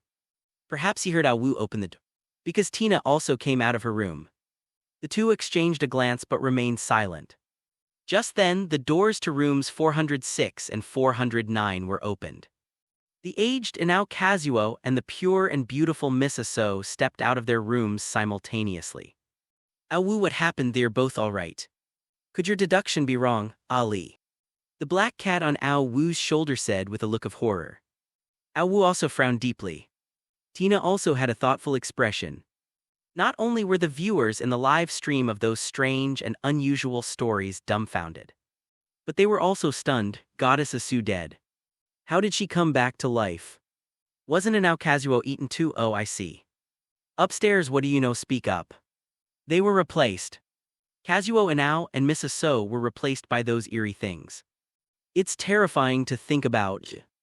What's wrong with you two? You look like you've seen a ghost. Isu asked, somewhat puzzled.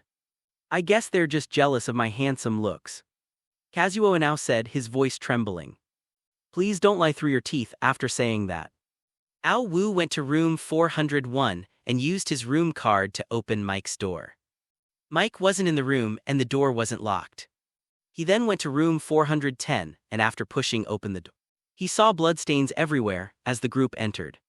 Mike's scattered limbs and headless body appeared before their eyes. Was my deduction really wrong? If it was wrong, then my deduced path to survival must also be wrong. Something's not right, there must be something wrong here. Ao Wu stared blankly at Mike's mangled body. A moment later Ao Wu caught in self-doubt.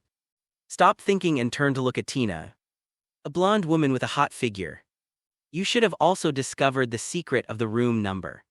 Why didn't you tell Mike? Why should I tell that smug guy? He never intended to help me in the first place. He just wanted to use us to test the rules to increase his margin for error. The blonde beauty Tina looked at Ao Wu coldly and said. After hearing this, Ao Wu smiled dismissively and said nothing more. Instead, heading downstairs to the restaurant, Ao Wu. Indeed, the more beautiful a woman is, the more dangerous she is. How terrifying. Black Cat Ali patted his chest, still shaken, and said, What are you afraid of? You're just a cat. Ao Wu said helplessly. Tina frowned as she watched Ao Wu's strange behavior of talking to her on the shoulder. What a strange guy, Tina murmured to herself. When Ao Wu arrived at the cafeteria, the security guard was still peering inside. His eyes filled with longing. Ao Wu offered to buy him a meal again, but was sternly refused once more. Ao Wu didn't mind and went to the canteen again, sitting down and ordering a bowl of plain noodles that cost the equivalent of a year's lifespan. Tina sat not far from him, ordered some kind of food, and began to eat it slowly and deliberately. As for where Inao, Kazuo, and Isu went, Ao Wu didn't care. After finishing his noodles, he sat in the restaurant observing the waiters. Left hand, why is it always the left hand? Ao Wu muttered to himself with a puzzled look on his face. He got up and left the hotel restaurant, then went to the bar on the 3rd floor. After observing for a while, he went to the front desk of the lobby on the 1st floor. Left hand, Ali. The staff at this hotel are strange. Their dominant hand is their left hand. According to scientific research, approximately 90% of people are right-handed, while only 10% are left-handed. What does this mean? The black cat Ali stood on Hugh Wu's shoulder, resting its chin on its paw, looking thoughtful. And this time is 5:20, which is 1 hour and 20 minutes slower than the time on my phone. I can understand it being slow, maybe the clock is broken. But why does the time keep changing? Could it be? Ao Wu looked at his watch as if he had just realized something. What do you know? Tell me already, are you trying to suffocate me? Meow. The black cat Ali was so anxious that it scratched its ears and cheeks. It's not certain yet, I need to verify. After saying that, Ao Wu quickly ran upstairs. In the blink of an eye, he arrived at the stairwell leading from the 4th to the 5th floor. Ao Wu, are we really going up to the 5th floor?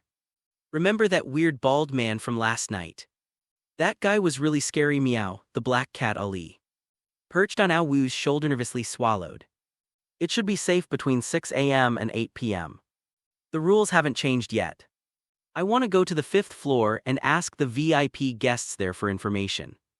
Rule 12 says you can trust the 5th floor VIPs and accept their invitations to enter their rooms. Is this rule true or false? I need to verify it. Excitement gleamed in Ao Wu's eyes. Ao Wu, I've suddenly discovered a kind of beauty in you that comes with a missing brainstem. Could you please not take me with you when you're going to your death? Meow. As soon as the black cat Ali finished speaking, it vanished without a trace. Ao Wu shook his head helplessly and quickly walked up to the 5th floor. To his surprise, Inao, Kazuo, and Iso were also on the 5th floor. They were at the other end of the corridor, having a lively conversation with a VIP client. Will the 5th floor be dangerous? I'm so worried about my archmage brother. Has anyone been selected as a lucky viewer? Send a message to the archmage to let him know that Isu and Inao, Kazuo are dead. What a busybody, he's just having a laugh. You guys actually took it seriously. How about I buy you a ticket to you fly to Notre Dame? Bring the Virgin Mary down and you sit there. The live stream chat exploded with comments again, with viewers splitting into two camps and engaging in heated arguments. After hesitating for a moment, Ao Wu knocked on the door of room 1 surprisingly. Ao Wu knocked for a long time, but no one came out from number 01. Oh, nobody's here. Ao Wu frowned and knocked on door number 2 again. With a soft creak, the door to room 2 slowly opened, revealing a cute girl of about 16 or 17 years old. Are you a VIP guest? Ao Wu asked, somewhat incredulously. Yes, what's wrong? The cute little girl looked at him with a smile and asked in return. Nothing much, I just have a few questions for you. What's the room number 50-something? He stared intently at the 16 or 17-year-old girl and asked. The young girl looked at Ao Wu with a half-smile, then slowly uttered a few words, 505. Can I have a drink at the bar? Ao Wu asked again. Can't. The little girl looked at him with her clear innocent eyes, and then spoke softly. Ao Wu nodded in satisfaction and then asked again. How can I get out of the Sunset Hotel? Ao Wu asked the final question. After safely spending 3 days here. Check out at the front desk on the first floor. Having paid the price of 20 years of your lifespan, you can leave this hotel. The little girl thought for a moment and then said. Then why don't you leave this hotel given your lifespan? Sacrificing 20 years of your life shouldn't be unacceptable. Right? Ao Wu couldn't help but press for an answer. Our souls have been sold to the Sunset Hotel. There's absolutely no way we can leave here. The little girl said with a dejected look. Oh. Is there a way to leave the Sunset Hotel without sacrificing my lifespan? Ao Wu was not surprised by the little girl's answer, but instead asked another question, SHH. Keep your voice down, don't let it hear you, it's everywhere. Only inside the room is safe, there's a way. Come into my room quickly. I'll help you devise a plan to leave. The little girl looked around nervously before opening the door. Oh, that's wonderful. Ao Wu lifted his foot as if to enter the room. A smile appeared on the little girl's lips. Just as he was about to step into the room, Ao Wu suddenly stopped. What's wrong? Don't you want to know how to leave here? The little girl tilted her head, looking at Ao Wu with great confusion. My period started today, so it's a bit inconvenient. Let's do it another day. Ao Wu spoke to the cute 16 or 17-year-old girl in a very serious tone. What the hell is this, Uncle Master? I've never even heard of him, are you kidding me? The bright smile on the little girl's face began to disappear, and her voice started to turn cold and ruthless. Young lady. How can your warm 37-degree lips utter such cold and heartless words? Can't you show a little more understanding and a little less criticism? Looking at Ao Wu's innocent face, the little girl was furious. You'll regret it if you don't listen. You'll never escape from here, never. The little girl's face instantly contorted into a ferocious expression as she glared fiercely at Ao Wu. Then she slammed the door shut with a loud bang. Despite his initial setback, Ao Wu remained unfazed. He stood at the stairwell between the 5th and 6th floors.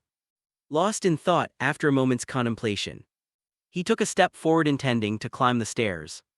Unbeknownst to him, Inao Kazuo and Aso were staring at him with strange expressions. Even the VIP customers on the 5th floor opened their doors a crack, their bloodshot eyes fixed on his back. Don't go up there, Ao Wu, you'll die, you really will die. That place gives me a very dangerous feeling. It makes my hair stand on end. The black Katali reappeared on Ao Wu's shoulder at some point. It was trembling, its fur standing on end. Ao Wu hesitated for a moment, but ultimately didn't take a step. He turned and went downstairs, seeing this. Inao Kazuo and Asu showed a hint of disappointment in their eyes. Oh, how credible do you think this little girl's words are? The black Katali perched on his shoulder and whispered in his ear. It's not that it's entirely wrong. It's just a string of lies. This girl is incredibly cunning, far from being as innocent as she appears. She keeps saying she'll help me, but she's clearly lusting after my beauty and wants to lure me into her room to do something indecent to me. Stop, which eye of yours saw how handsome you are. If you don't need that, I donate it to someone in need, meow. Gone too far, Ali. Do you know how much harm your words can cause to a 25-month-old child? Ao Wu said with a sorrowful expression. Netizen loves Tiger Balm. I have never seen such a shameless person. A netizen 69 years old. Leaning against the wall in protest, I completely don't get what's so cool about the Archmage. Eh? Netizen grandma eaten by the big bad wolf little fairy, don't you dare slander my brother. The Grand Magister is still very handsome. Just not obviously so. The live stream room was filled with laughter and banter, with no one paying any attention to the fact that Ao Wu had just narrowly escaped death and had almost died. It was as if he was just a clown entertaining the audience. Having obtained no further clues, Ao Wu returned to his room, intending to rest during a safe time to prepare for any unexpected situations that might arise that night. He had barely returned home when there was a knock at the door. Ao Wu looked through the peephole and saw that it was a Su and a Nao Kazuo standing there. Ao Wu, are you there? Open the door, the soft, gentle voice of Goddess Asu rang out from outside the door. Miss Asu, please tell me what you need first. Then I'll decide whether I'm available or not. If you're treating someone to dinner, I'll be there. If you need to borrow money, I won't be. Ao Wu answered seriously. Ao Wu opened the door quickly. I have important information I want to exchange with you. Sorry, the user you are trying to reach is not in service. Please try again later. Sorry. Ao Wu, this is a safe time. What are you so afraid of? Mrs. Cyril number 6, don't let anyone into your room. Have you forgotten? Ao Wu's voice came from inside the room again. You be asterisk asterisk asterisk D, do you even understand rule number 5? It says guests are allowed to communicate with each other. It's safe time now, open the door and let me in. We'll exchange information and maybe have a deeper discussion. Outside the door, Goddess Asu's voice became soft and seductive, full of allure. A deeper conversation. Something's off. I feel like you're lusting after my handsome face. Let me tell you, I'm born with a proud spirit. I won't tolerate your insults. Give up on that idea now. Ao Wu resolutely refused. Cough cough, you idiot, I knew it. Ao Wu likes to do weird things. He doesn't like women. So it seems he has ulterior motives towards me. Oh well, you'd better be gentle with him. An old voice sounded beside Asu, and Nao Kazuo, leaning on a cane, appeared in front of the peephole, giving Ao Wu inside a flirtatious look. Ao Wu was so disgusted he almost died on the spot. He decisively turned around and ran back to his bedroom to sleep. Ignoring Asu and Nao Kazuo, he slept until 8 p.m. Then was woken up by his black cat Ali. The two of them were on high alert, wary of any unknown dangers. Knock knock knock, came the knocking at the door again. Ao Wu looked through the peephole and saw that it was the same 16 or 17-year-old VIP guest from earlier that day. She was knocking on the door and speaking in a soft, cute little voice. Brother, open the door. I know you're in there.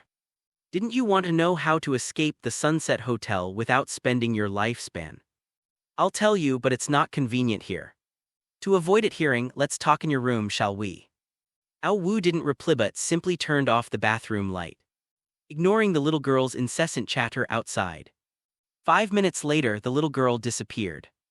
Ao Wu breathed a sigh of relief. But footsteps sounded outside the door again. Ao Wu looked through the peephole and saw a waiter in a white uniform. The man leaned down, his pale, bloodless face directly facing the peephole. He stayed there for almost 5 minutes without leaving. Ao Wu immediately turned on the bathroom light and called the hotel front desk, asking them to send security to remove him. He was only halfway through his sentence when the hotel suddenly lost power. What's going on? The rules at the Sunset Hotel don't mention power outages.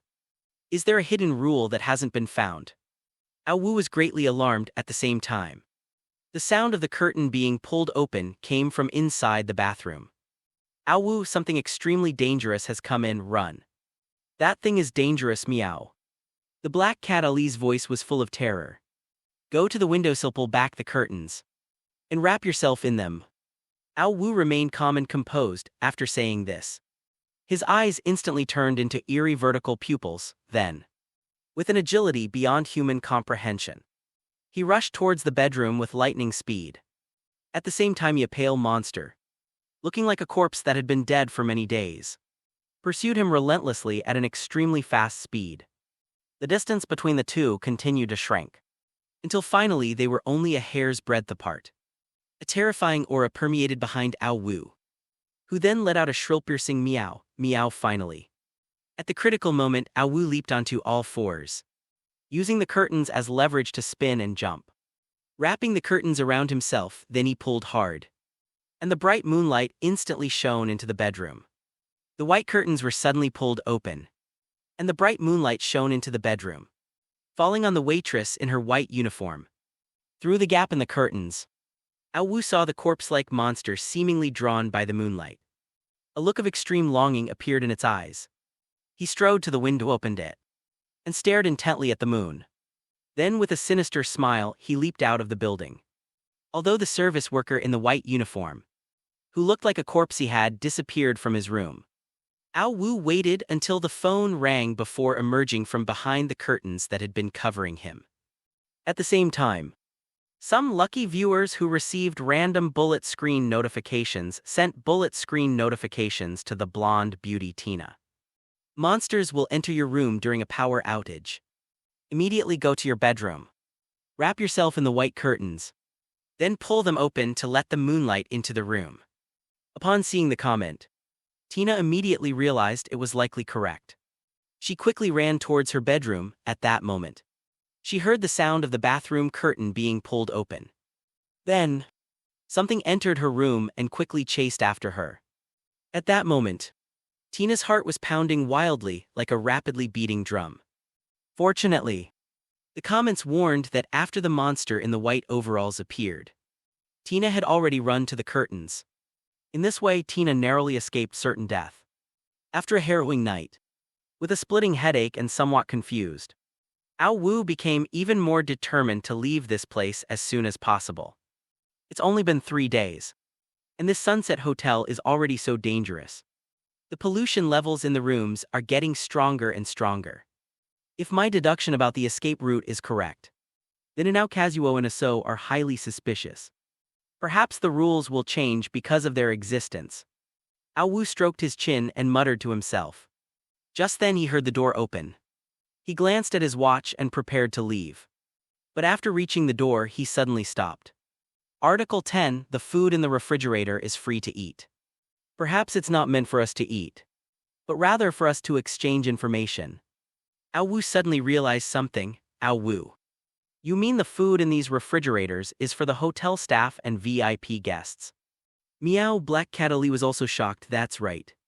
After saying that, Ao Wu found a black plastic bag in the room, filled it with all the food in the room, and quickly walked outside. On the way to the hotel restaurant, Ao Wu saw Inao Kazuo Asu and Tina heading towards the front desk on the first floor. Upon witnessing this scene, Ao Wu's expression immediately changed. He initially didn't want to get involved anymore, but after hesitating for a moment followed afterward. Tina looked haggard, her eyes filled with fear. Her long golden hair was dry and disheveled. The now old Inao Kazuo and the youthful and beautiful Aso whispered seductively in her ear from either side. Miss Tina, I've found a way out here. Remember Rule 12. The first half of that rule is true. The second half is false. If you enter a VIP client's room, you will be replaced by him.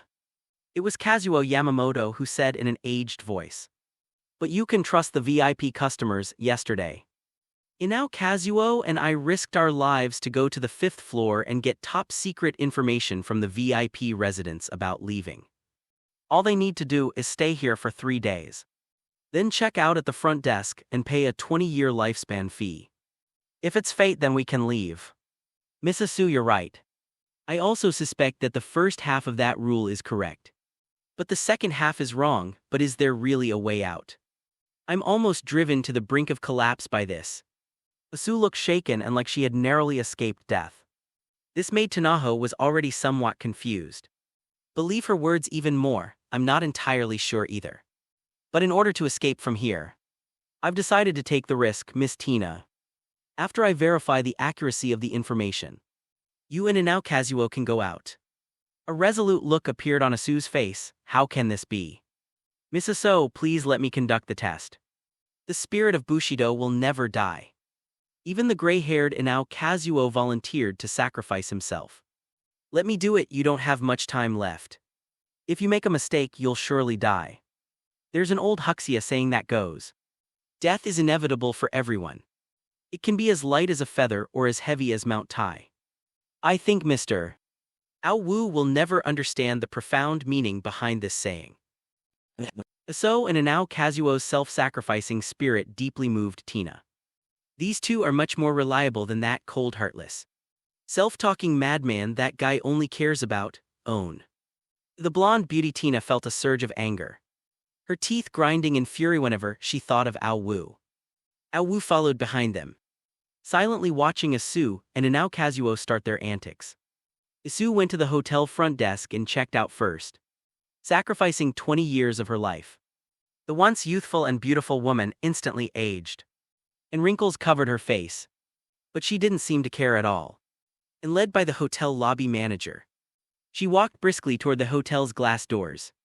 The lobby manager, dressed in a black uniform, easily pushed open the glass door that everyone else had struggled to open. The long-awaited sunlight bathed them, warm and comforting at that moment. The blonde beauty Tina's eyes lit up, filled with a yearning for freedom. The group watched as Isu walked outside. Isu was so excited that she jumped and danced around outside, waving to them inside the hotel. She escaped breaking the rules here, Miss Tina. Let's hurry or we'll be finished if the rules change. Kazuo Inao said to Dina with an excited expression. Manager, I want to check out. Tina, looking excited, said to the lobby manager. Are you sure, Ms. Lena? If so, please sign your name on this document. The lobby manager gave a professional fake smile. I'm sure. After saying that, Tina picked up her pen to sign her name on the document.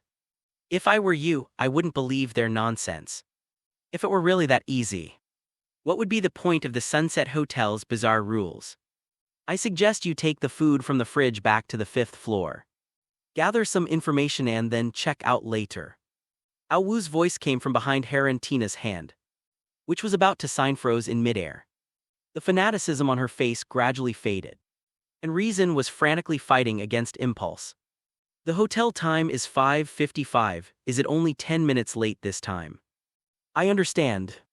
Ao Wu ignored Tina's final decision and turned to leave. Life may present you with many choices, and sometimes a single wrong choice can lead to utter ruin. Ao Wu muttered to himself.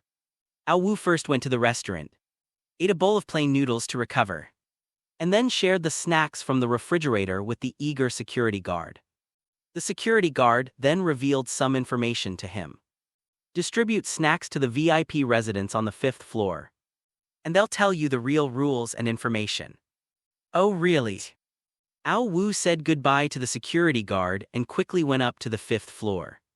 He knocked on the door of room 502 again, and the cute little girl of about 16 or 17 opened it.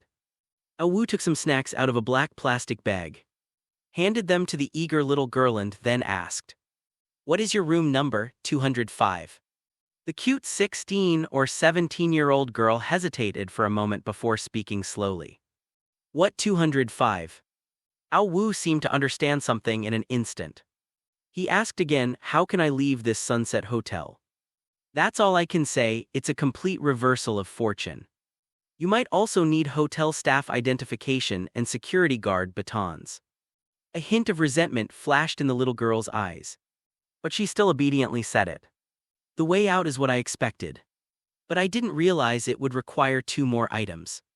Have the rules changed at all? After 12 noon, VIP room guests are free to move around. For every question the little girl answered, Ao Wu would hand her a bag of snacks to ensure the accuracy of her information. Could I have some more snacks? The little girl stared with her innocent big eyes and said pitifully, Sorry, no. Ao Wu looked at the few remaining snacks and the little girl who had little value left and refused. He then knocked on the doors of other residents on the 5th floor, asked the same question and received the same answer. Afterward he turned and went downstairs. All that remained was the little girl glaring maliciously at his departing figure. Ao Wu. Tina appeared at the other end of the hallway with snacks from the refrigerator. I just don't know if she's been replaced by the eerie entity. Meow. The black cat Ari appeared mysteriously on Ao Wu's shoulder and whispered in his ear. That's no longer my concern. I never imagined the rules of this sunset hotel would keep changing with each passing day. The VIP guests are key to the hotel's survival, now hurry up. Go back and grab what's in the fridge to exchange for batons with the security guard. After saying that, Ao Wu suddenly started running. He ran back to his room as fast as he could, filled the refrigerator with all the food, and then went to the security guard.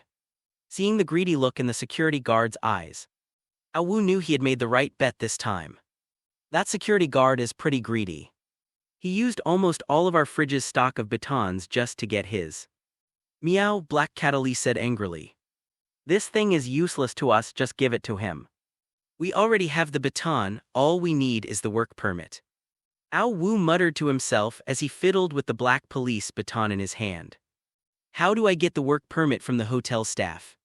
Will I break any rules and end up in serious trouble? Meow. The Black Cat Ali scratched its head with its paw and asked with some confusion. The staff member in the white uniform has a work ID. Remember what the lobby manager said when he took us to the 4th floor. The 6th floor is the staff dormitory. But he didn't specify whether it was the dormitory for the staff member in the black uniform or the staff member in the white uniform. It's highly likely the staff member in the white uniform is from the 6th floor. So tonight we'll use the moonlight to get his work ID. That's too risky. Meow. A bead of cold sweat trickled down the forehead of the black cat. Ali, taking a risky path to victory is risky. Dragging it out will only make things more dangerous. A look of excitement appeared on Ao Wu's face, and a dangerous glint flashed in his eyes. Netizen hello. Beautiful lady, fortune favors the bold. The Grand Magister has really gone all out this time. Netizen loves to tear chickens. The Grand Magister is going to face off against the eerie creature. It's a near-death experience. Brothers. Give him a thumbs up. 666. Netizen careful candy lover, didn't you guys notice the Grand Magister's dangerous yet captivating charm just now? I'm so excited. Upstairs, you're a total fangirl. Confirmed. The livestream chat was buzzing with comments again. But Dean Chen, who had been chosen as a lucky viewer, didn't send any notifications. He simply watched Ao Wu quietly from the screen. When Ao Wu saw Su again, she had aged 20 years. It seemed she hadn't escaped after all. It was all just a seductive illusion. She and Inao Kazuo had been secretly following Ao Wu. After Ao Wu noticed, he quickly returned to his room. Ao Wu, you still haven't told me what your way out is. If you don't tell me, I'll scratch your face. Black Cat Ali was getting impatient with Ao Wu's suspense. So he controlled Ao Wu's hand, curled his fingers into claws, and placed them on his own face. Okay, I'll tell you, alright. Do you remember the hotel time? Why is it different every time? Hotel time 5:45. My watch says 6:15. Hotel time 4:40. My watch says 7:20. Hotel time 5:55. My watch says 6:05. Didn't you notice they always add up to 12? What's wrong with 12 again? I don't quite understand. Meow, now you understand. After saying that, Ao Wu took off his watch and held the watch face up to the phone screen. Mirror principle, that's right. So the time in the hotel is completely accurate. This rule is correct. The space we're in might be similar to a mirror world. Or at least not a mirror world. Mirrors must play an incredibly important role in this strange rule. For example, most of the staff here are left-handed. But that's not necessarily true. It might just be a reflection of reality. This is also a crucial clue. After thinking for a moment, Ao Wu said, but the house numbers are upside down. Not flipped horizontally at all. Meow. I can't believe it, the Black Cat Ali asked, puzzled. Many of the rules here are related to flipping and inversion, door numbers. Contradictory rules. Black and white uniforms, of course. My guess may not be correct. I suspect this Sunset Hotel is built on a giant eerie mirror, with the real Sunset Hotel appearing on the mirror's surface. The Sunset Hotel we're in is a mirrored otherworld. The bottom of two worlds connected by a mirror. This Sunset Hotel is upside down actually. The 6th floor is the 1st floor. And the fifth floor is the second floor. That's why the little girl said 502 was 205. The first floor is the so-called sixth floor. Checking out on the first floor won't get you out. It will only lead you to a dark abyss. It's impossible to escape from here and stay for 7 days. We have to go to the so-called sixth floor, which is actually the first floor. The only way out is there. That's why we need work permits. If my guess about the escape route is correct, then Aso and Inao Kazuo should be dead by now. They've been replaced by something. Ao Wu said with a serious expression, "Holy crap, I see. That's terrifying when you think about it, meow." The black cat Ali's face was filled with horror. Ali. The safe time is getting shorter and shorter. And we're spending more and more time in the room. Although the room is Safeth longer we stay here, the more contaminated we become, sooner or later. We'll be assimilated into those weird creatures. So we need to act quickly, risk everything, and get the hotel work passed tonight so we can escape from here. Ao Wu muttered to himself in the room. But if you want to use moonlight to get your work ID and the white uniform, you'll inevitably come into contact with moonlight. You might get contaminated by it and then lose control, meow. Well, sir, I have no choice but to risk my life and take this gamble. After carefully examining the 2 bottles of moonlight coffee, Ao Wu's lips curled into a mysterious smile. Meanwhile, in room 403, Miss Tina was doing stretching exercises, constantly moving her body to get it into optimal condition. Beside her were 5 bottles of moonlight brand coffee and an old-fashioned flashlight. I am the heir to the Elizabethan family. I will not fall here. No matter the dire situation, I will fight to survive. Madman Ao Wu, do you really think you have everything planned? You've underestimated human greed. You didn't expect the security guards to have a backup plan. A smile appeared on Miss Tina's stunning face, but a dangerous glint flashed in her bright eyes. Inside room 404, Ao Wu seemed to have thought of something. Suddenly stood up and walked towards the window. He drew back the curtains and looked outside. Although it was daytime, the sky was overcast, and he couldn't see the sun. But the exterior of the Sunset Hotel is exactly the same as the real world: towering skyscrapers, bustling streets, and throngs of people. Ali, I think I overlooked something. What if there's a power outage when we escape? Ao Wu turned to the black cat Ali on his shoulder and said, "It's okay, I have night vision plus. You have the security guard's baton, so you should be able to protect yourself, meow." Black cat Ali tilted its head and said confidently, "I hope so. That greedy security guard probably tricked me. He still had at least 1 or 2 items left, and he wanted to maximize his profits. But I didn't realize it at the time.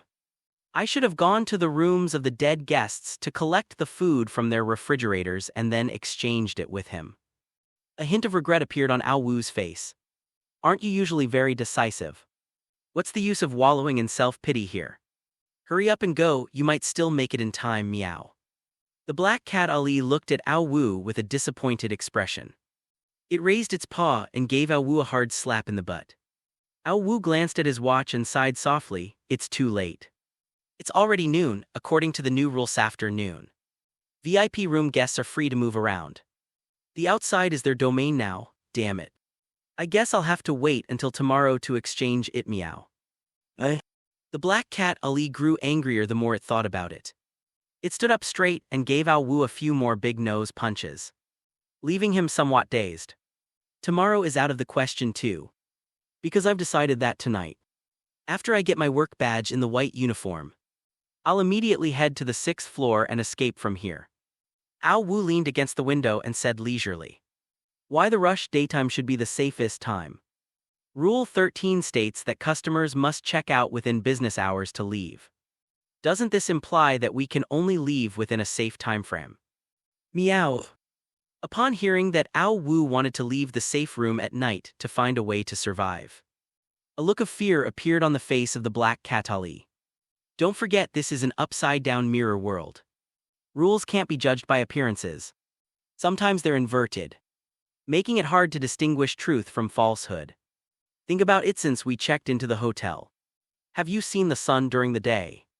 Ao Wu pointed out the window and said to the black cat Ali on his shoulder, What does this have to do with the sun? Black Cat Ali looked in the direction he was pointing, her face full of confusion. Why are these eerie creatures so obsessed with the moon? What do they crave most, our flesh and blood, our souls? Neither. It's freedom. They might have been free people before. Like that little girl in the VIP room. They're bound here by the hotel's rules never to leave. Seeing that the Black Cat Ali was listening intently, Ao Wu paused for a moment and then said again, I speculate that the moon is actually the exit. It's a giant mirror. Their desperate rush towards the moon was simply an attempt to escape. But ultimately they could only fall into darkness, returning once again to the Sunset Hotel during the day. The sky is filled with eerie clouds that obscure the sky and the sunlight. Much like the lacquer on the back of a mirror. There's no way out at this time, the exit is actually sealed. Only when the moonlight shines is the mirror world and the real world connected. After listening to what Ao Wu said, the Black Cat Ali paused for a moment before speaking. Ao Wu, are you saying that everything outside is just an illusion? A world turned upside down in a mirror? Meow. Ali, that blockhead has finally come to his senses. Alright, get ready. We're about to start hunting down those workers in white overalls. Ao Wu patted the air on his shoulder and said with a chuckle.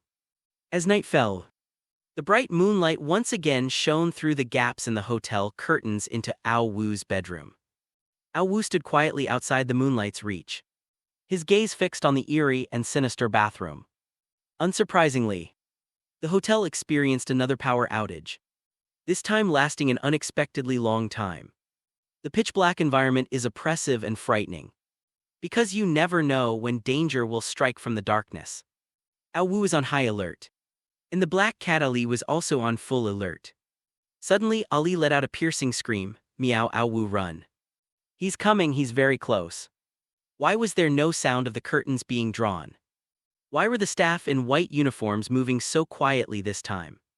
Ao Wu didn't have time to think about this problem. His eyes instantly turned into eerie green vertical pupils, and his body darted out like a swift raccoon. But danger lurked behind him, already close at hand. A pale hand covered in sharp nails was already close to his shoulder, with a rip. Ao Wu's clothes were torn by sharp fingernails, and 5 bloody wounds instantly appeared on his shoulder. The intense pain stimulated the secretion of his adrenaline. Meow, another pitiful howl from a cat.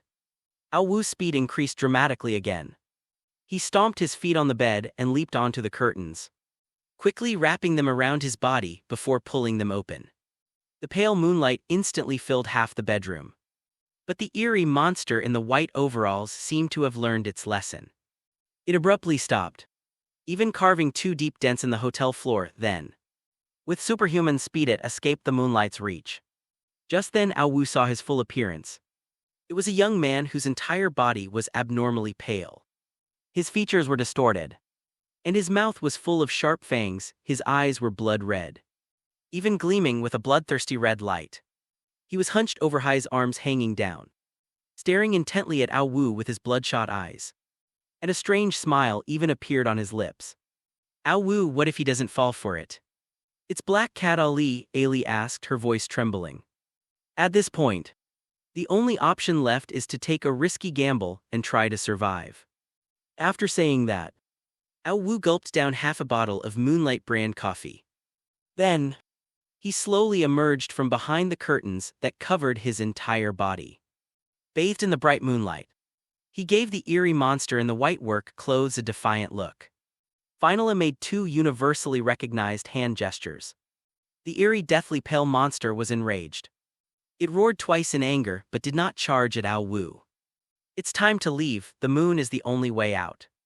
If we don't hurry, we'll end up like this monster, trapped in the Sunset Hotel forever. After saying that, Ao Wu, with a mocking expression, turned to face the moonlight and walked out the window. Upon witnessing this scene, the eerie monster, pale as a corpse, instantly revealed jealous hatred and desire in its eyes. It recklessly charged into the silvery moonlight, reaching out to grab Ao Wu. But as it rushed into the moonlight's deathly pale, corpse-like monster instantly lost its senses. His eyes were filled with fervor and longing. He walked step by step toward the window and looked up at the moon.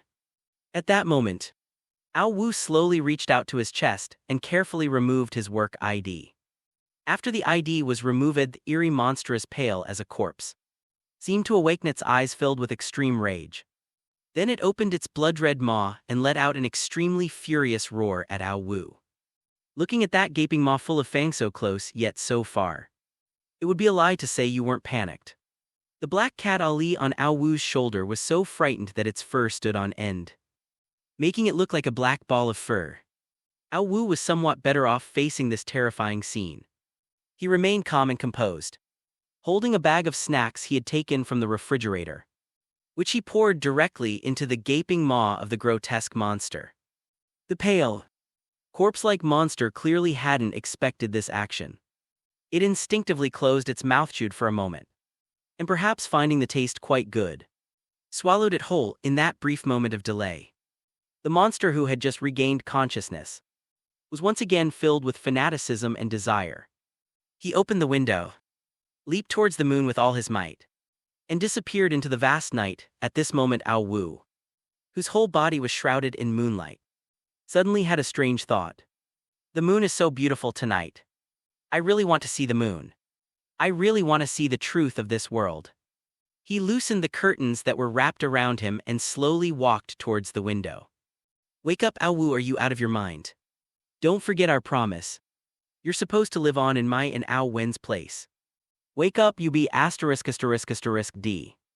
Ao Wu let out another threatening cat-like growl, and one of his eyes once again turned into an eerie green vertical pupil. Ao Wu suddenly realized what was happening. He gulped down his Moonlight brand coffee and quickly retreated out of the moonlight's reach. By then, Ao Wu's back was completely soaked with cold sweat, a testament to his narrow escape from death. He said with lingering fear, "The Sunset Hotel was indeed fraught with danger at every turn. We couldn't let our guard down for a moment. The moonlight's ability to corrupt the mind was incredibly strong. It could make someone lose their sense of self in an instant. Terrifying, terrifying. Hurry up and kneel down to thank King Ali for saving your dog's life. If it weren't for me, you'd already be on the moon. Just think about it. What kind of tricks would that pervert Wu Gang, who's been holding back for thousands of years, use on you on the moon? A strong man locking a man on top of a man. Meow, meow, meow." Black Cat Ali crossed her arms and looked at Ao Wu with an arrogant expression. Seeing the somewhat arrogant Black Cat Ali, Ao Wu was speechless. "Ali, you're wrong about that. With my looks, shouldn't I be the moon goddess Chang? Chang, the moon goddess, doesn't like humans. She only likes small animals like the golden toad, the jade rabbitan, the handsome King Ali. With your looks, you're only good enough for Wu Ganga bro. Meow, meow." The Black Cat Ali patted Ao Wu's shoulder reassuringly, as if it were already a great honor for him to be worthy of Wu Gang. "What are you saying? What kind of talk is that? I want to see my lawyer. I'm going to sue you for defamation." Ao Wu's defenses were instantly broken. "Ao Wu, can't you be a little more mature? It's time to get down to business." That's what Black Cat Ali said in a very serious tone. "What, I'm immature?" Ao Wu enraged laughed. He reached out and pulled down the curtains, wrapped them around himself and ran out of the bedroom. "This is good stuff. Can any immature kid be as good at managing money as I am?" Ao Wu said triumphantly, waving the white curtain in his hand. "When Ao Wu goes to war, not a blade of grass grows. To be honest, you're someone I can't trust. You really steal things." Meow. The Black Cat Ali looked at Ao Wu with disdain, but Ao Wu didn't care at all. Instead, he found a pair of scissors and roughly cut it up, making a simple white hooded cloak. He used the remaining strips of curtain fabric to wrap the wound on his shoulder to stop the bleeding. After bandaging his wounds, Ao Wu began packing his gear. He took the few remaining snacks from the refrigerator, along with a little over a bottle of Moonlight coffee. He also took his baton and work id. Then he covered himself with the makeshift white hooded cloak made from the curtains. Once everything was ready, he was ready to go. Ao Wu peered through the peephole, but saw only deep darkness. He couldn't tell if any eerie or terrifying beings were lurking within. But the die was cast, and he had no choice but to act. "Show me the way, Ali." "No problem, Meow, I'm with you." He pulled out his baton, nodded to the Black Cat Ali on his shoulder. then unlocked the door. Turned the doorknob, rushed out. He hadn't run more than a few steps when he heard someone open the door behind him. Then, a beam of strong light from a flashlight shone on his face. Mario Wu. Abandoning a frail lady in such a dangerous place and running away like a coward is not gentlemanly behavior. A cool, aloof female voice suddenly rang out behind him. Upon hearing this, Ao Wu froze and stopped in his tracks. Oh my, it's the beautiful Miss Tina. A day apart feels like 24 hours. As Ao Wu tried to ingratiate himself, he turned around and feigned surprise at Miss Tina's enigmatic smile. Then out of the corner of his eye, he caught sight of the old-fashioned flashlight in Tina's hand. Mario Wu is as humorous as ever. But now doesn't seem like the time for such nonsense. Seeing Ao Wu's gaze fall on her old-fashioned flashlight, a barely perceptible smile appeared on Tina's beautiful face. Mario Wu seems quite interested in the flashlight I have. How about we collaborate? Miss Tina brandished her flashlight and said this to Ao Wu with a smug look on her face. Miss Tina is absolutely right. A tomb raiding team survives when united, and dies when divided. You be asterisk d Ao Wu. Do you think I've never read Ghost Blows Out the Light? If you want to raid tombs, go next door. This is a place of supernatural tales, hey. Ao Wu's nonsense seemed to have angered Tina, who lowered her voice and rebuked him angrily. Miss Tina, I know my handsome face makes you unable to resist. But now is not the time for flirting. Finding a way to survive is the most important thing. Hurry up, you jerk, who the hell was flirting with you? Upon hearing the sound of Inao Kazuo and Mrs. So's door opening, Ao Wu's expression changed drastically. Without waiting for Miss Tina's consent, he grabbed her delicate white hand and ran towards the 5th floor. Mario Wu, Miss Tina, wait for us, take us with you. We don't want to stay here forever. As soon as plaintive voice rang out behind the two of them, then hurried footsteps came chasing after them. Sensing the approaching danger, both of them unleashed their full potential, reaching the 5th floor in a very short time. The creaking sound of the doors opening was particularly jarring in the quiet night.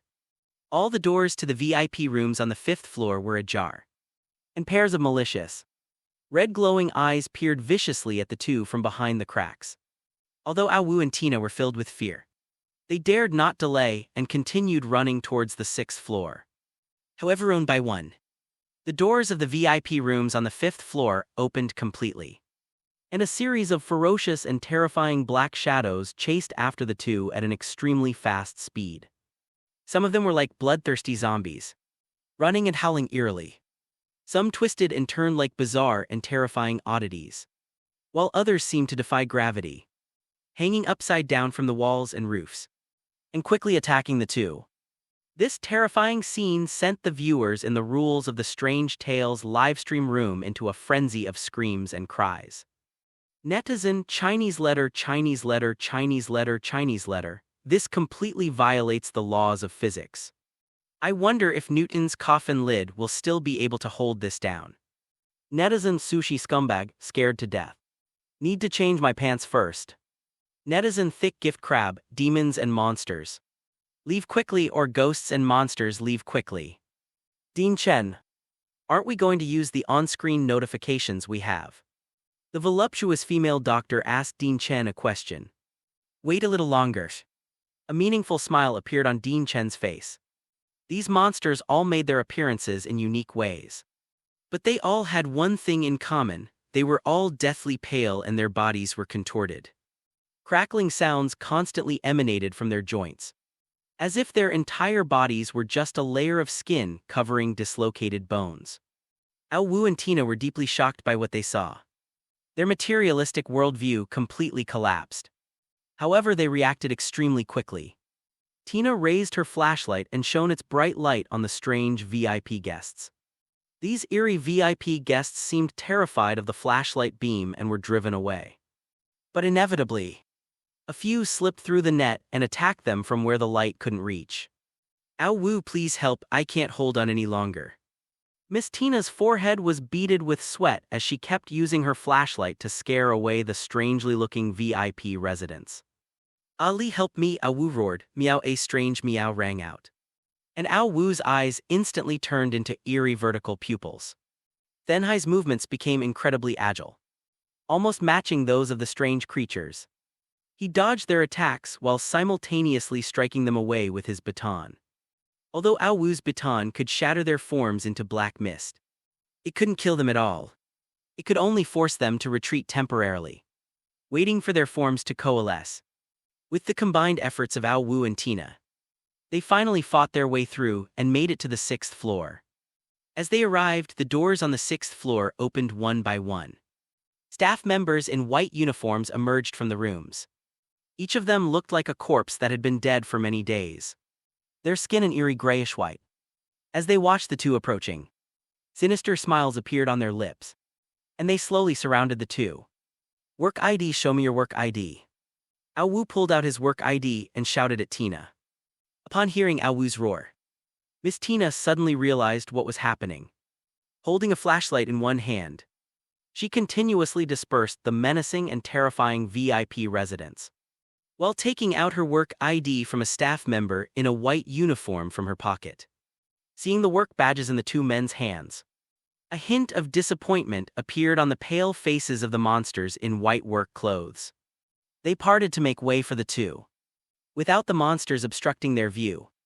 Tina and Ao Wu saw a large, silver-white door at the end of the 6th floor corridor. If all went as expected, that was likely the only way out of this strange tale of rules. Exiting from there would allow them to return to reality and unravel the mystery. Tina and Ao Wu exchanged a glance, their eyes filled with ecstatic joy. Although these corpse-like monsters did not harm Ao Wu and Tina, they pushed open their room door, and as the door opened, an eerie silver-white light shone out from inside. "It's moonlight. Strange, why is there moonlight in their room?" Miss Tina said with a look of horror. Ao Wu hid in the shadows of the wall where the moonlight couldn't reach. Lost in thought, "Ao Wu, what are you thinking about, meow?" The black cat perched on his shoulder, urged him anxiously. Ao Wu ignored the black cat Ali's question and instead looked at Asu and Inao Kazuo, who had caught up with them. "Baka Aowu, Miss Tina. Why are you so cruel, taking away our chance to live? We want to live too." "You brat, what's so great about that? B****ch. Come here to your sister. Only if we're together can we escape this bizarre rule." As Inao Kazuo and Asu talked, they quickly approached Ao Wu and Tina. The beam of Tina's flashlight had no effect on dispelling them. Kazuo and Ao reached out and grabbed Tina's wrist. Unable to dodge in time, was instantly struck by a corrosive pain that made her scream in agony. Driven by her will to survive, Tina fought back. She picked up an old-fashioned flashlight and tried to smash it at Inao Kazuo's head. But he grabbed it tightly. "Miss Tina, you can't escape. You'll have to stay here with me." Kazuo Inao gave Tina a sinister and terrifying smile. Ao Wu, with the agility and speed of the black cat Ali, dodged Asu's fatal blow and used his baton to disperse it into a cloud of black mist. After dealing with Asu, Ao Wu used the wall for leverage. Suddenly leaped up and swung his staff hard, smashing it into Inao Kazuo's head, turning him into a cloud of black mist. However, the baton couldn't kill the monsters. It could only temporarily shatter their forms. 10 seconds later, Inao Kazuo and Asu reappeared unharmed not far from them. Not only that, but behind them, a large group of VIP monsters from the 5th floor were eyeing the two men menacingly. "UB********************************************************** D Ao Wu drink moonlight coffee. Then we'll charge over in one go. You don't have any, so drink mine." After saying that, Miss Tanaho was hiding in the shadows of the wall, took out 2 bottles of moonlight coffee from her small backpack and tossed one to Ao Wu. Ao Wu reached out and caught it, but did not drink it immediately. "Is your wrist all right?" Ao Wu asked with a concerned expression. "You womanizer who neglects your friends. Why haven't you shown any concern for your king?" Black cat Ala, puffing out her cheeks, squatted on his shoulder with her arms crossed. A strange look flashed in Miss Tina's eyes, and her face flushed slightly. "I'm fine. If we manage to escape safely, I'll be your girlfriend." After saying that, she blushed and looked down at the 5 bluish-black finger marks on her wrist. The intense pain made her frown slightly. "Miss Tina, you really are lusting after my good looks," Ao Wu said in a very serious tone. ignoring Ao Wu's nonsense. Tina endured the pain and unscrewed a bottle of Moonlight brand coffee, taking advantage of the moment to drink it all in one gulp. Drink up, why aren't you drinking? While remaining wary of the strange monsters ahead, Tina kept urging them on. Yes, I usually have to be a bit ritualistic when I drink coffee. I need to get into the right mood first, Miss Tina. You understand aristocratic elegance, don't you, mister? Ao Wu, what time is it? Please stop making such pointless jokes. Miss Tina's face turned ashen with anger. Ao Wu had a face that looked like he was asking for a beating. And even the black cat Ali next to him couldn't stand it anymore. He stood up straight and gave him 2 big punches from the front and back.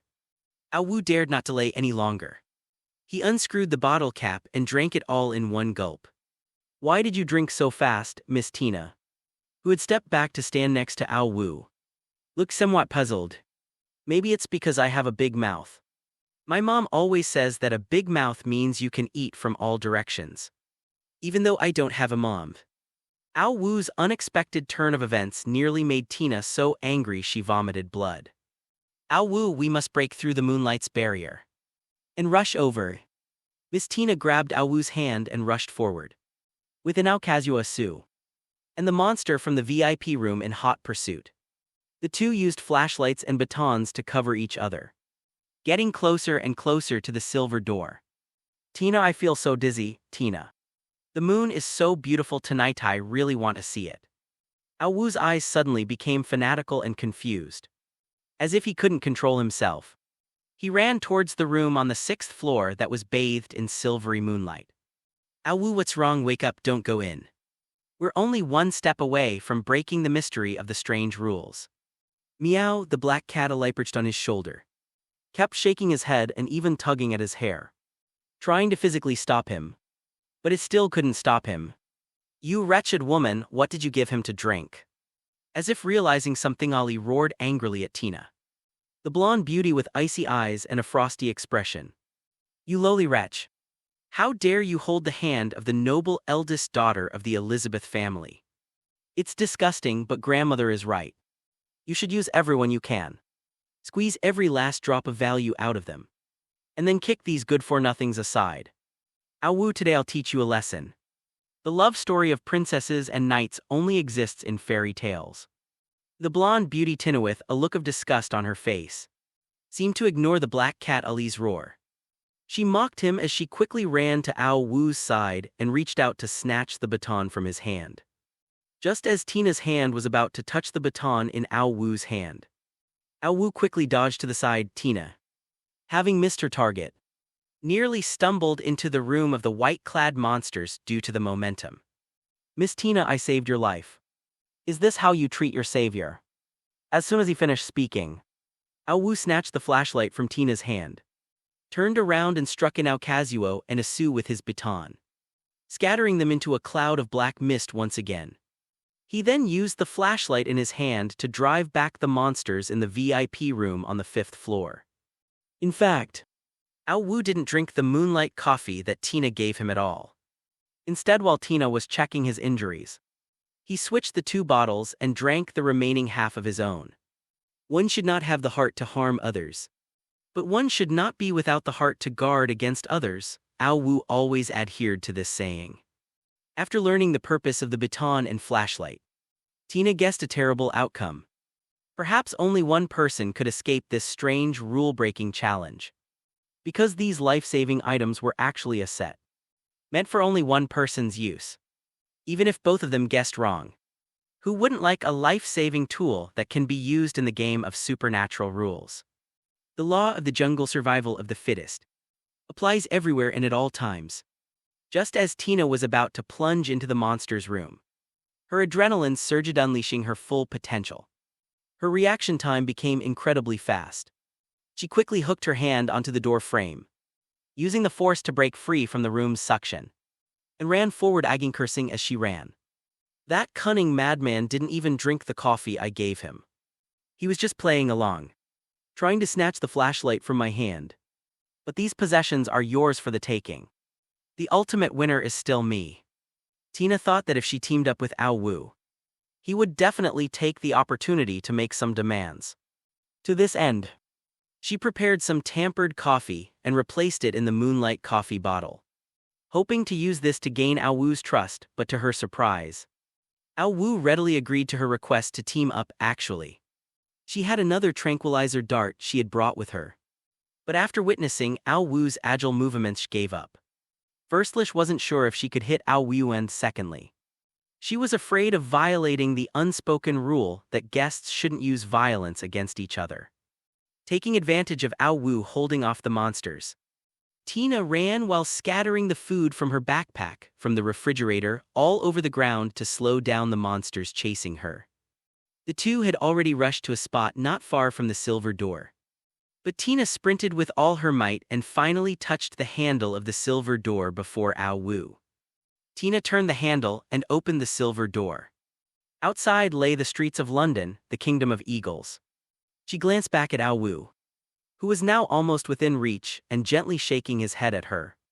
Then resolutely stepped out and closed the silver door behind her. As Tina entered, the silver door completely disappeared. Ao Wu, we're finished, we're out of options, we're doomed. The Black Cat Ali said to Ao Wu with a look of despair. Are they doomed? I don't think so. A smile crept across Ao Wu's lips. He turned back again and used his baton to smash the bodies of a Nao Kazuo and a Su. The two bizarre monsters. At this moment, Tina, having escaped the Sunset Hotel, looked at the neon-lit skyscrapers, the luxury cars passing by in the bustling crowds, and felt an unprecedented sense of security. She stood with her arms outstretched at the crossroads of Renton, greedily breathing in the air of freedom. Miss, what's wrong? Is there anything I can help you with? Those around her noticed her strange behavior and went up to ask her what was wrong. Sir, I'm fine. I'm just a little excited to be back in my long-lost hometown, Miss Tina replied somewhat apologetically. Those around her smiled kindly at her. Tina looked at these kind people, and a smile involuntarily crept onto her lips. But as her gaze shifted, she saw a scene that sent chills down her spine. A middle-aged man in a black suit stood across the street, smiling and waving at her. How could he be here? Impossible, impossible, it must be my imagination. Tina was tearing at her hair and screaming hysterically. People around her thought she had suffered some kind of shock and rushed over to comfort her. To Tina's horror, the middle-aged man in the black suit slowly walked towards her from across the street. When Tina saw this person approaching, her hair stood on end, and her blood seemed to freeze. The man was very gentlemanly. He gave her a slight bow and then said, Miss Tina, welcome to the Sunset Hotel. Let me introduce myself. I am the manager of this Sunset Hotel. As for my name, it's been too long, I've forgotten it. You're fake, you're my illusion. I've already escaped the Sunset Hotel. Tina frantically backed away, saying incredulously, no, I am real, everything around me is fake. The smiling manager of the Sunset Hotel snapped his fingers. And then the whole world began to collapse. Skyscrapers, luxury cars shuttling back and forth, and crowds gathering all turned into a sky full of black ash. As the black ash peeled away, the magnificent walls of the Sunset Hotel gradually came into view. Tanaho had been on Renton Street, was now in the lobby of the Sunset Hotel. Dear Ms. Tina, hello. You have now been upgraded to a VIP customer of this hotel and have been granted permanent stay rights in the VIP presidential suite. Please follow me to the 5th floor, the hotel manager, dressed in a black suit, looked at Tina, who was on the verge of collapsing, gave her a wicked smile. Oh, that. Tina's hysterical screams echoed throughout the Sunset Hotel. Netizen Alex, how is that possible? Miss Tina clearly escaped. A netizen, a devoted fan of Miss Tina, commented, is Miss Tina forever imprisoned in the Sunset Hotel? That's so pitiful, please lock me in a room with Miss Tina. Netizen Dean Chen, her guess about the way out was wrong. So she paid a heavy price. What do you know, old man? Brothers charge the tower. Meanwhile, chaos reigned within the global livestream of Rules of the Strange. The Elizabeth family was also pressuring their country's government to rescue Tina. Meanwhile, Ao Wu, who was being relentlessly pursued by an Nao Kazuo Asu, and the monsters from the VIP residence on the 5th floor, looked up. What are you looking at, Ao Wu? Black Cat Ali said dejectedly. I'm watching this strange tale of rules to find a way out. Ao Wu said quietly, a way out. Is there really still a way out? The Black Cat Ali, who had resigned itself to its fate, suddenly revealed a bright light in its eyes. The path to survival is above, in the dome of this hotel. Remember what I told you. This sunset hotel is built on top of a giant, eerie mirror. Their bases are opposite each other, both connected to this mirror. Why is there moonlight in the room of the monster in the white overalls? Because their ceiling is that mirror. Ao Wu looked at the Black Cat Ali with great confidence. Fight them off and we'll escape. The Black Cat Ari's eyes began to turn incredibly serious. At the same time, Ao Wu's eyes once again turned into eerie green vertical pupils.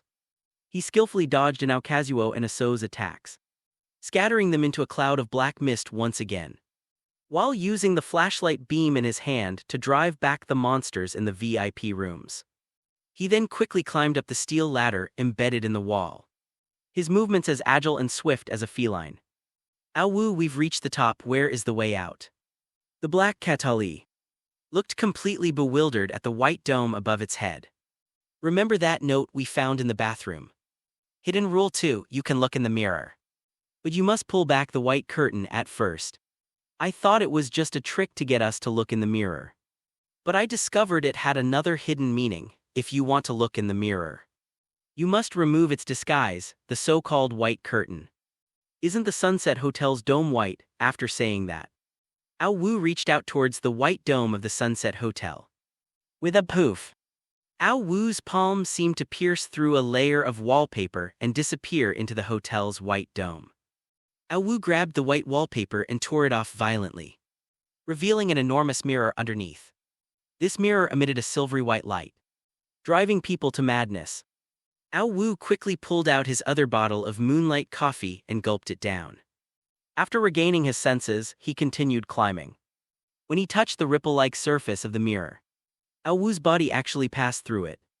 Just as he was about to continue climbing, he felt his feet sink as if something had grabbed his legs. Then a sharp pain struck, almost making him faint. Ao Wu, take me up. I don't want to stay in this endless cycle of hell. I'll do anything you want, little brother Ao Wu. Please take me out of here. Inao Kazuo and Aso each grabbed one of his ankles, pleading desperately. With acting skills like this, I can only give you 0 points. You thought you could fool me into taking you out of this rule-based prison by impersonating Inao Kazuo and Aso. You're too naive. After saying that, Ao Wu, amidst the two men's resentful gazes, raised his baton and beat them into a cloud of black mist. Taking advantage of the opportunity, Ao Wu quickly climbed up, and finally his whole body passed through the mirror, escaping the upside-down world inside. I've finally escaped. At this moment, Ao Wu appeared on a huge mirror. The ripples on the mirror gradually stopped, transforming into a hard mirror surface. Then, Ao Wu looked down through the mirror and saw the magnificent Sunset Hotel reflected in it. At this moment, countless bizarre and terrifying monsters were frantically scratching at the mirror. They stared at Ao Wu on the other side of the mirror with resentment and roared with unwillingness and anger. In another gap in the mirror, Ao Wu saw Tina, who had abandoned him and fled, and the strange lobby manager in the black suit. The lobby manager, holding Miss Tina's hand, waved to Ao Wu with a strange smile while his lips kept moving, as if he were saying something to him. Ao Wu, what's that? B******** D saying meow. Seeing that these monsters couldn't protrude from the mirror, the Black Cat Ali, whose fur was standing on end, suddenly became bolder. It stood up and patted Ao Wu's head with its paw. Ali, he's saying I belong here, that I can't escape. Ao Wu smiled slightly and made an internationally friendly gesture to the lobby manager of the Sunset Hotel. As the sun moved, its rays could no longer shine on the mirror.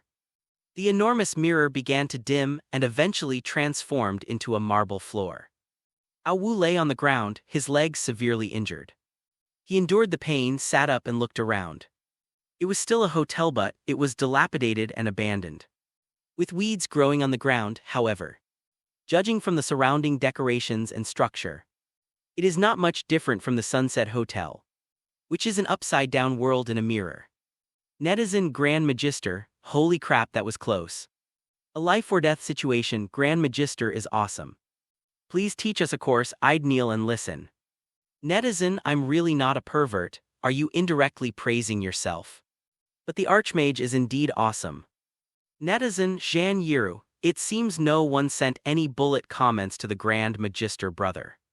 He completely cleared this rule-based mystery on his own and became the sole survivor. Netizen Fairy Sister, Grand Magister. I'm sorry for tonight. Netizen Gentle Breeze, Miss Upstairs. What exactly do you want? Don't taint our pure Archmage brother, come at me if you dare. Netizen Koizumi Gyro, what's so great about that? He only survived one instance of the rules of the uncanny. From now on, he'll be trapped in the nightmare of the rules of the uncanny. And sooner or later he'll be devoured by it and die a miserable death. Brothers, he's a walking 500,000 charge at him. The strange tales of rules, livestream room descended into chaos once again. Dean Chen, the investigation is complete. He's a survivor from that orphanage. Of all the experimental subjects, he was the only one who survived. But he went insane and slaughtered the entire family of the person who took over the mission. He was later imprisoned in the most heavily guarded Longshan mental hospital and sentenced to life imprisonment. A voluptuous female doctor in white, holding a stack of documents, looked at Dean Chen with a horrified expression. Understood. No matter the method, I want him in my lab, understand? Dean Chen's voice was icy, but his eyes gleamed with a fanatical red light. Yes. The female doctor in the white uniform had her back soaked with cold sweat. After giving an answer, she quickly retreated. Rules of the Strange Sunset Hotel. Already cleared by the rulebreaker Ao Wu. With a completion rate of over 95% rated SS. The mechanical sound, audible only to Ao Wu, rang out. Rewards are now being distributed to those who break the rules. Reward 1, free full body restoration, physical body only. As soon as he finished speaking, Ao Wu's body was enveloped in a green light, his legs, which had been strangely scratched, were instantly healed. This scene left Ao Wu and the Black Cat Ali completely in disbelief. Bonus 2, 20 years of lifespan. Unnatural deaths are not included. A beam of yellow light entered Ao Wu's body, and he felt incredibly energetic, with his physical abilities significantly improved. Inside the Sunset Hotel, a place steeped in strange tales, Ao Wu, in an effort to conserve his lifespan, ate only a bowl of plain noodles for each meal. He used up 3 years' worth of lifespan in 3 days. Then bought 2 bottles of Moonlight brand coffee, spending another 2 years. In total, he consumed 5 years of his lifespan. Each time his lifespan was used, Ao Wu felt a change within himself. Now, having gained a net gain of 15 years of lifespan, he was overjoyed. Reward 3, Moonlight Coffee X5, can dispel mental pollution and restore some personal injuries. The effect is doubled when consumed under moonlight. Reward 4, Magic Pocket, no matter what clothes you wear, your pockets will have 1 cubic meter of storage space. Award 5, Controlled Nuclear Fusion Technology. Obtained item, Sunset Hotel Work Permit. This item is universally applicable in both the rules of the strange world and the real world. It can be used as any form of identification, and it is genuine no matter how you check it. Soul-shaking staff can shatter low-level eerie forms, preventing them from reforming for 10 seconds. Can only be used twice per Legend of the Mystery. Unlimited in the real world. Or a flashlight illuminates any darkness, including that created by supernatural entities. Pressing the red button releases a golden aura that dispels low-level supernatural entities within its range. Can be used once during rule-based supernatural events. Lasting 30 seconds, unlimited use in the real world. Ao Wu stuffed the floating baton flashlight work ID, 5 bottles of Moonlight brand coffee, and a black USB drive into his pocket. To his astonishment, the small pocket actually held all of these items. Am I transforming into Doraemon, his magical pocket? Ao Wu took the things out and put them back in. Having a great time, why aren't there any coins? What's the use of these things, can they be eaten, meow? Black Cat Ali looked at the props and rewards and said dejectedly. What do you know? These are all life-saving tools. Money is just an external thing. You won't think that way when you eat meow. After bickering for a while, Ao Wu picked up his phone and started watching. While in the game Rules of the Strange, Sunset Hotel, he knew that his solution process had been broadcast live globally. Unfortunately, he didn't receive any notifications from lucky viewers via live chat. Maybe they think I'm too smart to need any hints. Ao Wu consoled himself, you shameless B*******. You're really finding all sorts of ways to praise yourself. Black Cat Ali said with a look of disdain, holy crap. This rule-based mystery is way too much of a ripoff. Ao Wu was shocked and cursed the bizarre rules of the live stream. Meow, what's wrong, Ao Wu? The Black Cat Ali looked at Ao Wu with a puzzled expression. This ridiculous rules of the trade creator is broadcasting it non-stop in global live streams. I've obtained controlled nuclear fusion technology. And what's worse, even censored my waist. Now the whole world knows. And we've become the target of everyone's ire. Ao Wu said through gritted teeth, what do we do now? Ao Wu, what if they kill us? The Black Cat Ali was so frightened that its fur stood on end.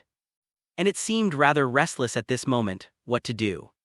There's only one way now, a minor hermit lives in the city. A major hermit lives in the court. Hand over the controlled nuclear fusion technology to the state. Seek its protection. And incidentally become a national hero. The dream lover of millions of girls. Shihehe. Ao Wu looked at the black USB drive in his hand and chuckled foolishly. Ao Wu. Although the Rules of the Strange Tales livestream has been shut down, some people may have already deduced our approximate location from the surrounding environment. Those guys who covet controlled nuclear fusion technology are coming. Meow. The Black Cat Ali jumped from Ao Wu's shoulder to the ground and paced back and forth anxiously. You're right, we're out. Ao Wu sneaked out of the dilapidated hotel at the entrance. He glanced at the signboard withered by time and could vaguely make out the words sunset. This was a completely unfamiliar city. Ao Wu strolled along the deserted streets, surrounded by dilapidated buildings. There were only a few people on the streets.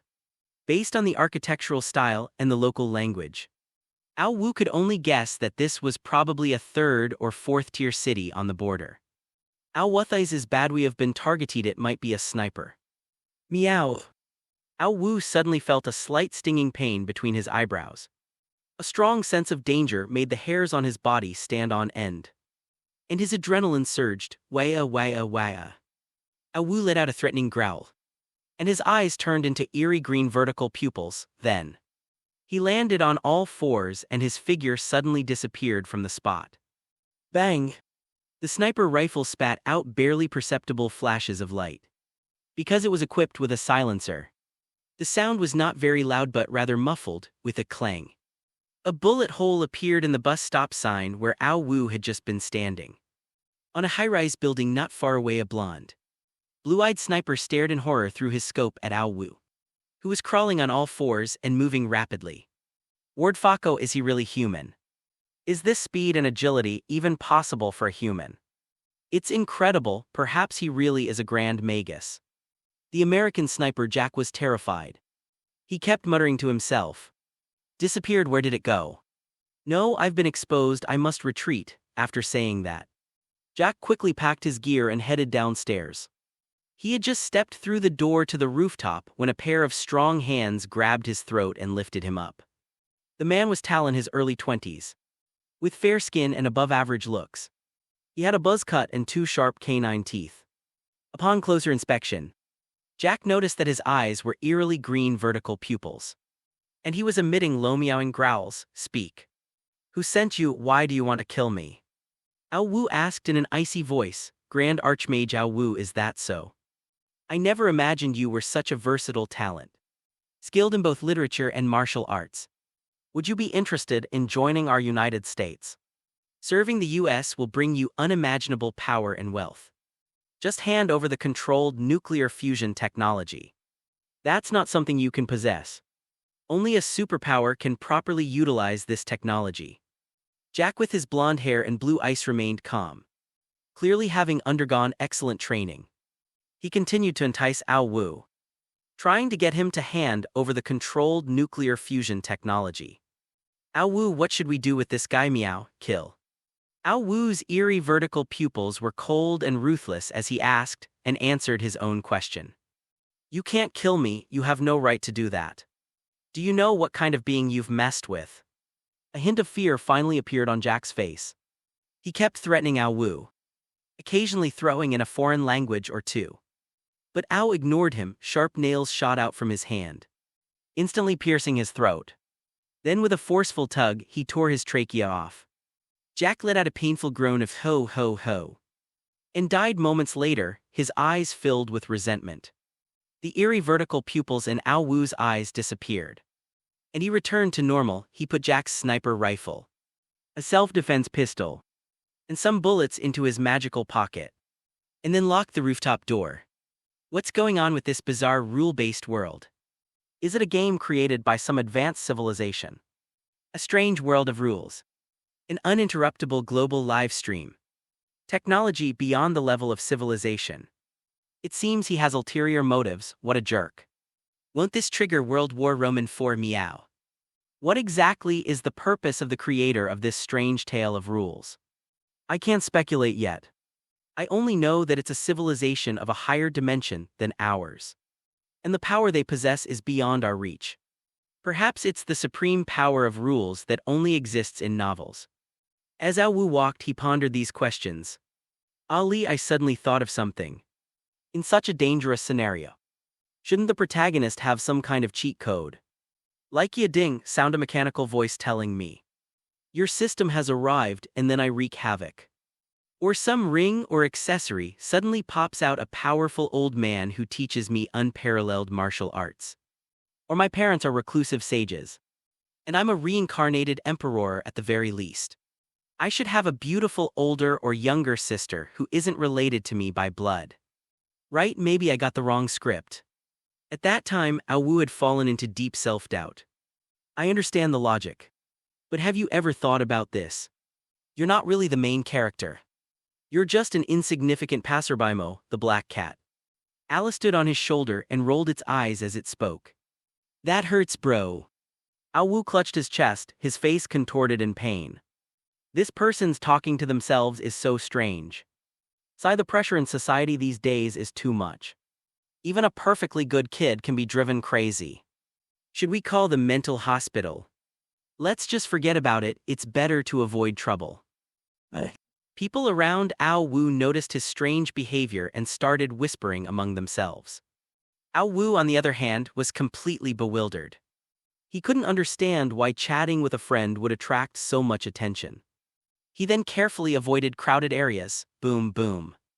The roar of mechanical behemoths echoed in the distance, and two Hummers sped toward each other. With Ao Wu at the center, Ao Wu looked around in horror. Through the car window, he saw two fierce-looking foreigners with sinister smiles inside. Kid, off all people to offend. You had to offend the Elizabethan family. I think you're tired of living, I'll run you over. Get the controlled nuclear fusion technology, and then I'll be a multimillionaire. The assassins sent by the Elizabethan family are constantly dreaming of their bright future. Roar, and angry roar erupted. The terrifying sonic boom causing blood to flow from the ears of the two people standing very close by. They saw the somewhat thin Huxia man between the two vehicles suddenly swell to 3 meters tall, transforming into a terrifyingly muscular man, comparable to the Hulk. The terrifyingly burly man's eyes gleamed with a bloodthirsty red light, making him extremely frightening.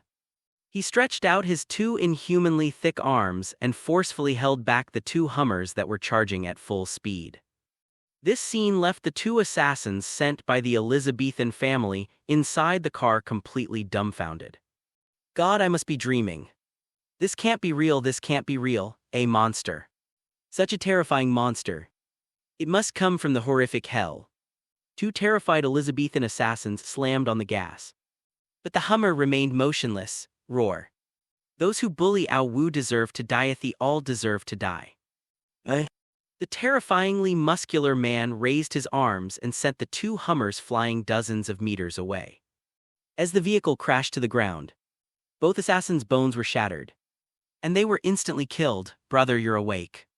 Ao Wu looked at the muscular man Ao Wen beside him with a look of surprise and delight. Don't worry, little brother. With your big brother and the cat around, you won't get hurt. A loud buzzing sound rang out. This guy is a monster. You can only outsmart him, not brute force, however. You need to speed things up.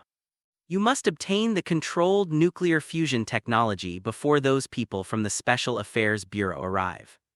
Yes, a mysterious figure, hidden in a tall building in the distance, spoke to his subordinates. The commotion was too great, and there were too many witnesses in the area. Some people had already started calling the police. Seeing this, Ao Wu had no choice but to flee again. On his escape, he encountered an ambulance with a sign that read Cultivation Mental Hospital. 5 or 6 burly men got out of the ambulance. They were clearly professionally trained. These guys exchanged glances and blocked all of Ao Wu's escape routes. This is the person. He's an extremely dangerous mental patient. Sir, please relax, we won't hurt you. We're just taking you for treatment. The burly men wore friendly smiles as they surrounded Ao Wu from all sides. 5 or 6 people rushed forward, grabbing Ao Wu's arm without a word and pulling and dragging him towards the car. Some even tried to use a tranquilizer to attack him in the chaos. But these people clearly underestimated Ao Wu's strength.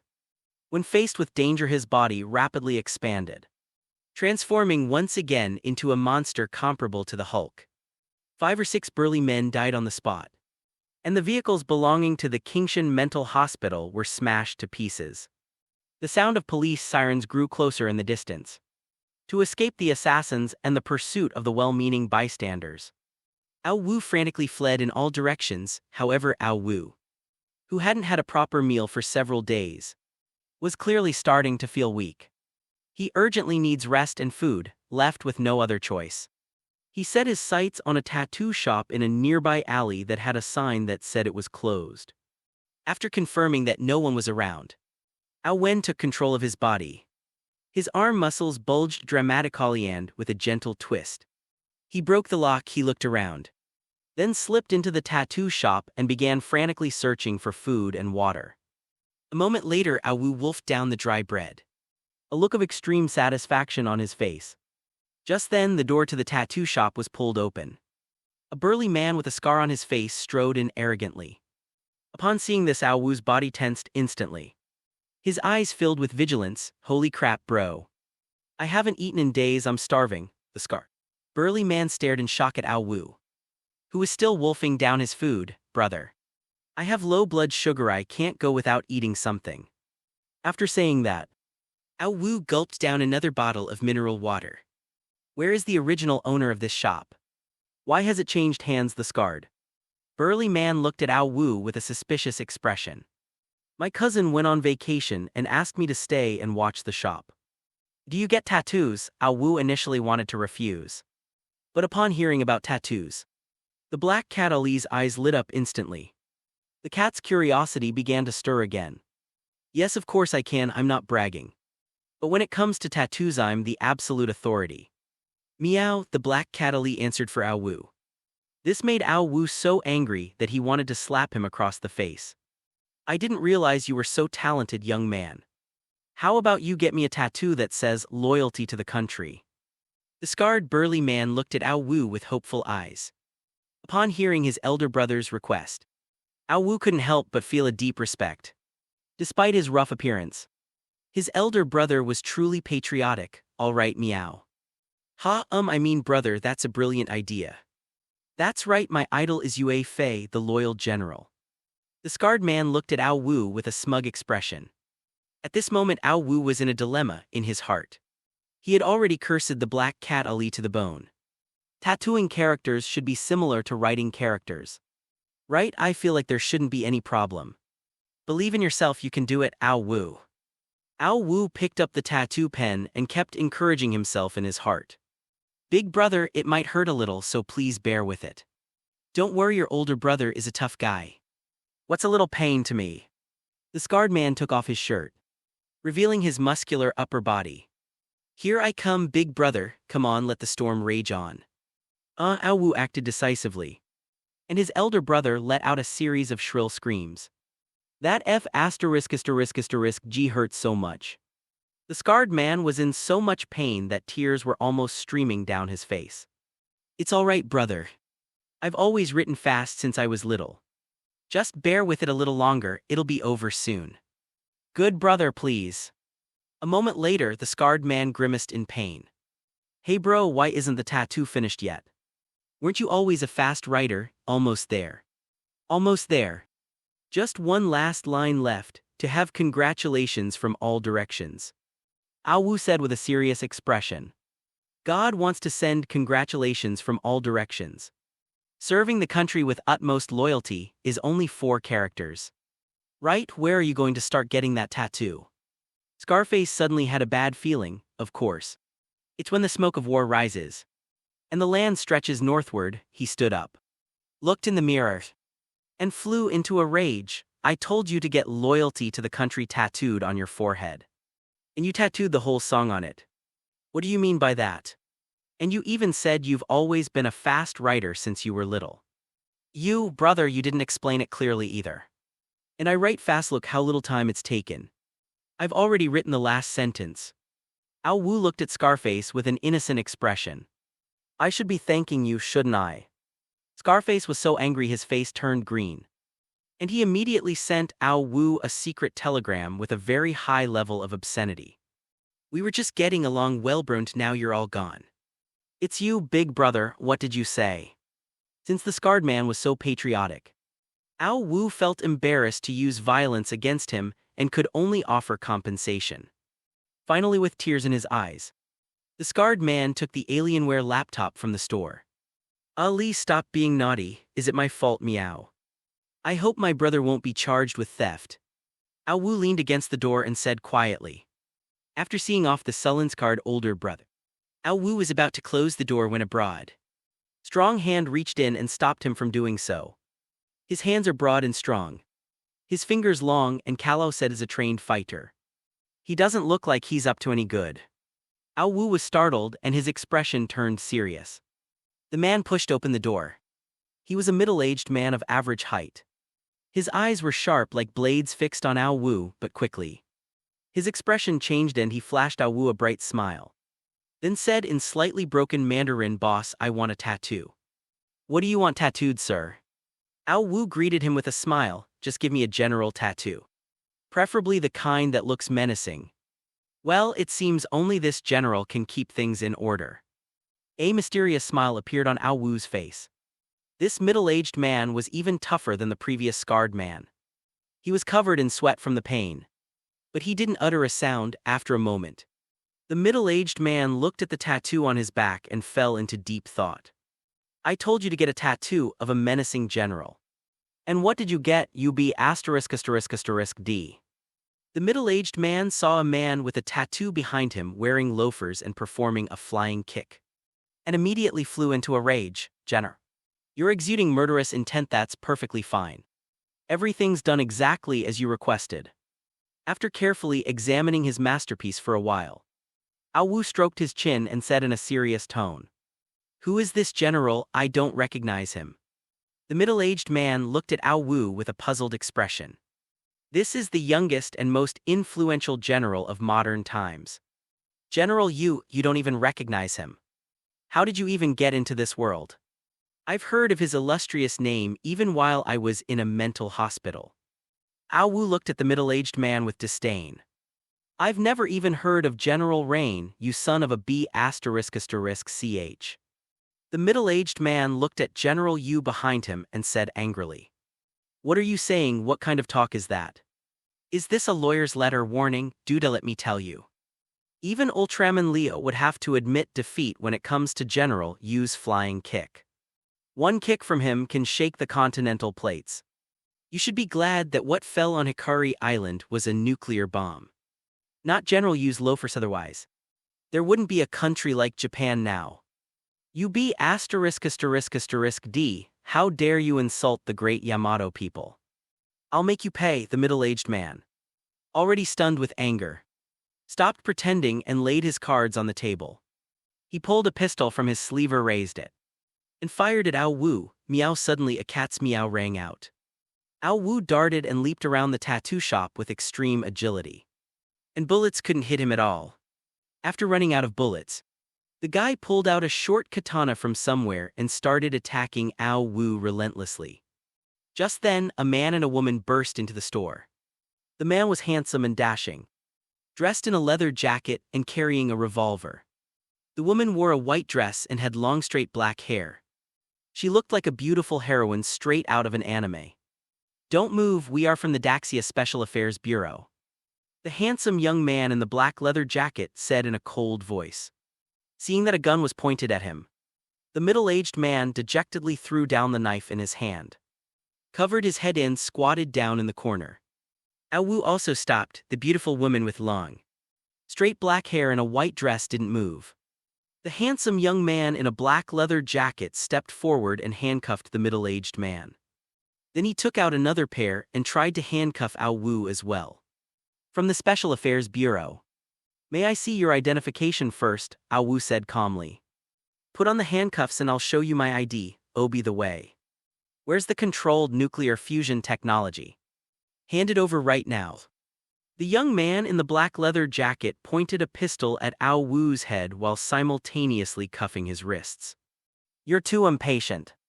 You've already revealed your purpose right away. Controlled nuclear fusion technology. It's impossible for us to hand it over to your Japan." As soon as he finished speaking, Ao Wu's eyes turned into eerie cat-like vertical pupils again. He dodged the bullet fired from the pistol with a perfect iron bridge, and then kicked the gun out of the black-clad youth's hand. "Why isn't my brother Ao went out? That guy's fallen asleep again." Meow. Ao Wu asked himself the question and answered it, as expected of the archmage who deciphered the strange rules. His observations are meticulous, and his mind works quickly.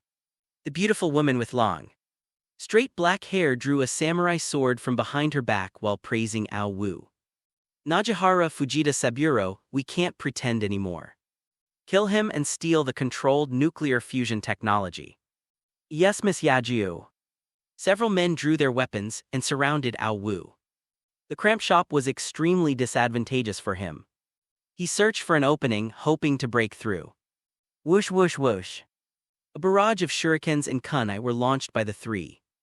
Ao Wu transformed into an agile humanoid cat, using walls and tables to perform incredible maneuvers, perfectly dodging all the hidden weapon attacks. A ninja. Ao Wu was greatly surprised. "That's right. We are the most elite ninjas of the Yaju clan."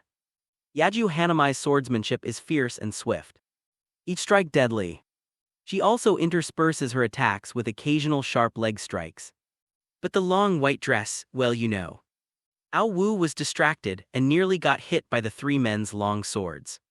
"Hand over the technology for controlled nuclear fusion, and we might spare your life." Seeing that she couldn't defeat Ao Wu in a short time, Yaju Hanako began to use threats and inducements. "White. Size XL small floral lace trim 36 gauge knit. Using a top and bottom stitch with backstitch 32% cotton. 68% nylon soft to the touch. Thighs fabric is dry cleanable. Judging from the wear, it has been worn a few times." Ao Wu muttered to himself. "What the hell are you talking about, you be ******D. Liu Shenghuo blushed slightly and flew into a rage. "Your panties, what else could they be?" Ao Wu said casually. Najihara and Fujita Saburo beside him were also shocked. They turned their gazes to Yaju Hanamai, whose face was slightly flushed, their faces full of longing. "You scoundrel, you shameless scoundrel. What are you looking at? Go kill him, men are all the same." Seeing Yaju Hanamai's anger, Fujita Saburo and Nakahara both tensed up simultaneously. They hurriedly unleashed a barrage of shuriken and kun, and finally attacked again with their swords. After dodging countless shuriken and kunai attacks, Ao Wu suddenly felt his body go limp, and a strong sense of dizziness kept assaulting his mind. With the intense exercise, has the drug finally taken effect? This is a colorless and odorless hypnotic drug, and the recipe was stolen from your Daxia. You despicable B********D. Did you really think I came here for a tattoo? While you were getting your tattoo, I was releasing this colorless and odorless hypnotic drug. even with your superhuman physique. You can't withstand such a large amount of inhalation. So please die, Archmage, you despicable B asterisk asterisk asterisk D. Oh right, I have moonlight coffee, take it out.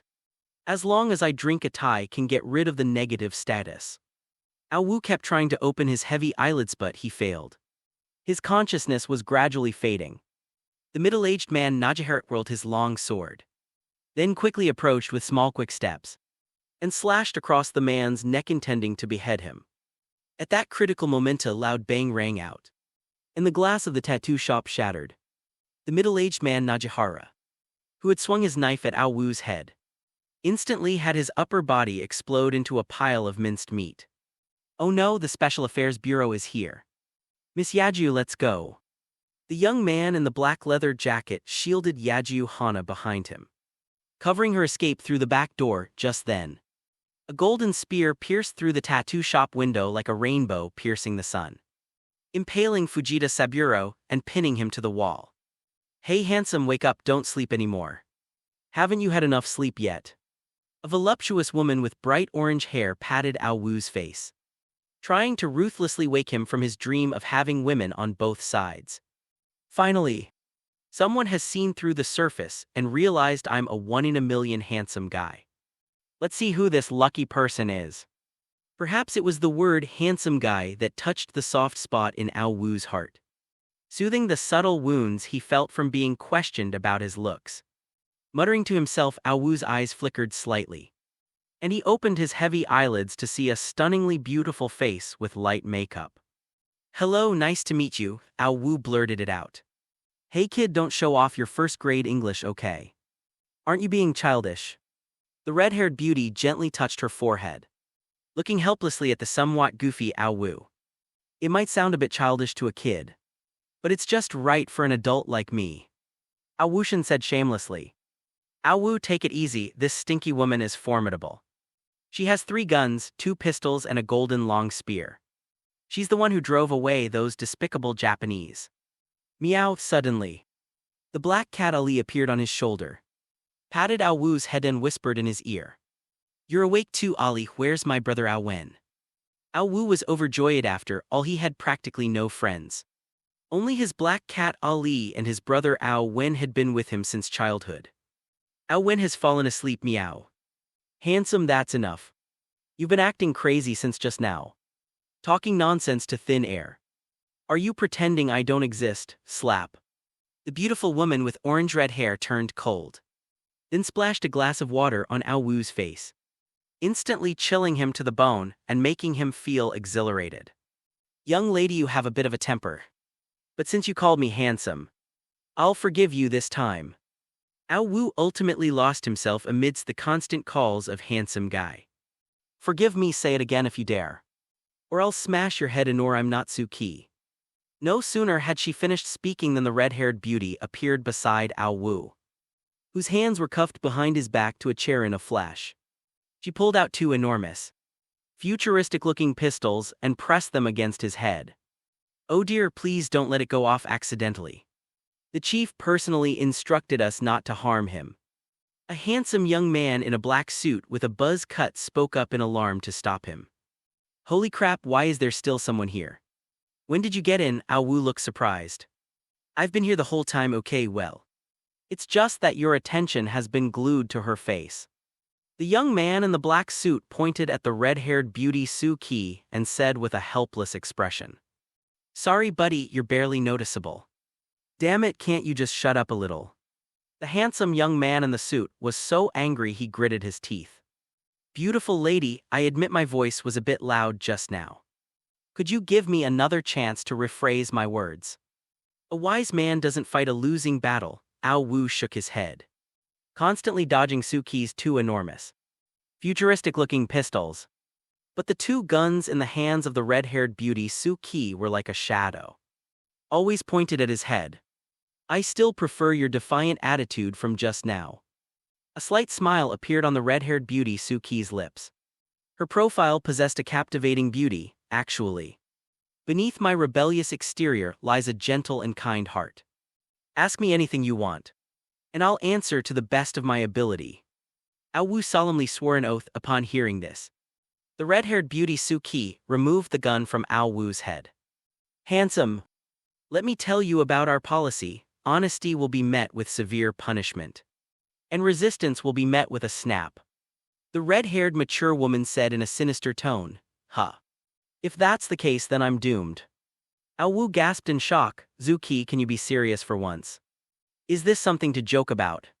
Seeing that the handsome young man in the suit was angry, Zuki finally turned serious and became solemn. Name. Ao Wuth, black cat on my shoulder is Ali. And the one sleeping is my brother Ao Wen. Ao Wu pointed to the air beside him and introduced them one by one. What cat or dog? I'm talking about you, so get serious. The long-haired red-haired beauty Suka sat in a chair, constantly twirling her pistol, as if issuing a silent threat. Name. Ao Wu, gender.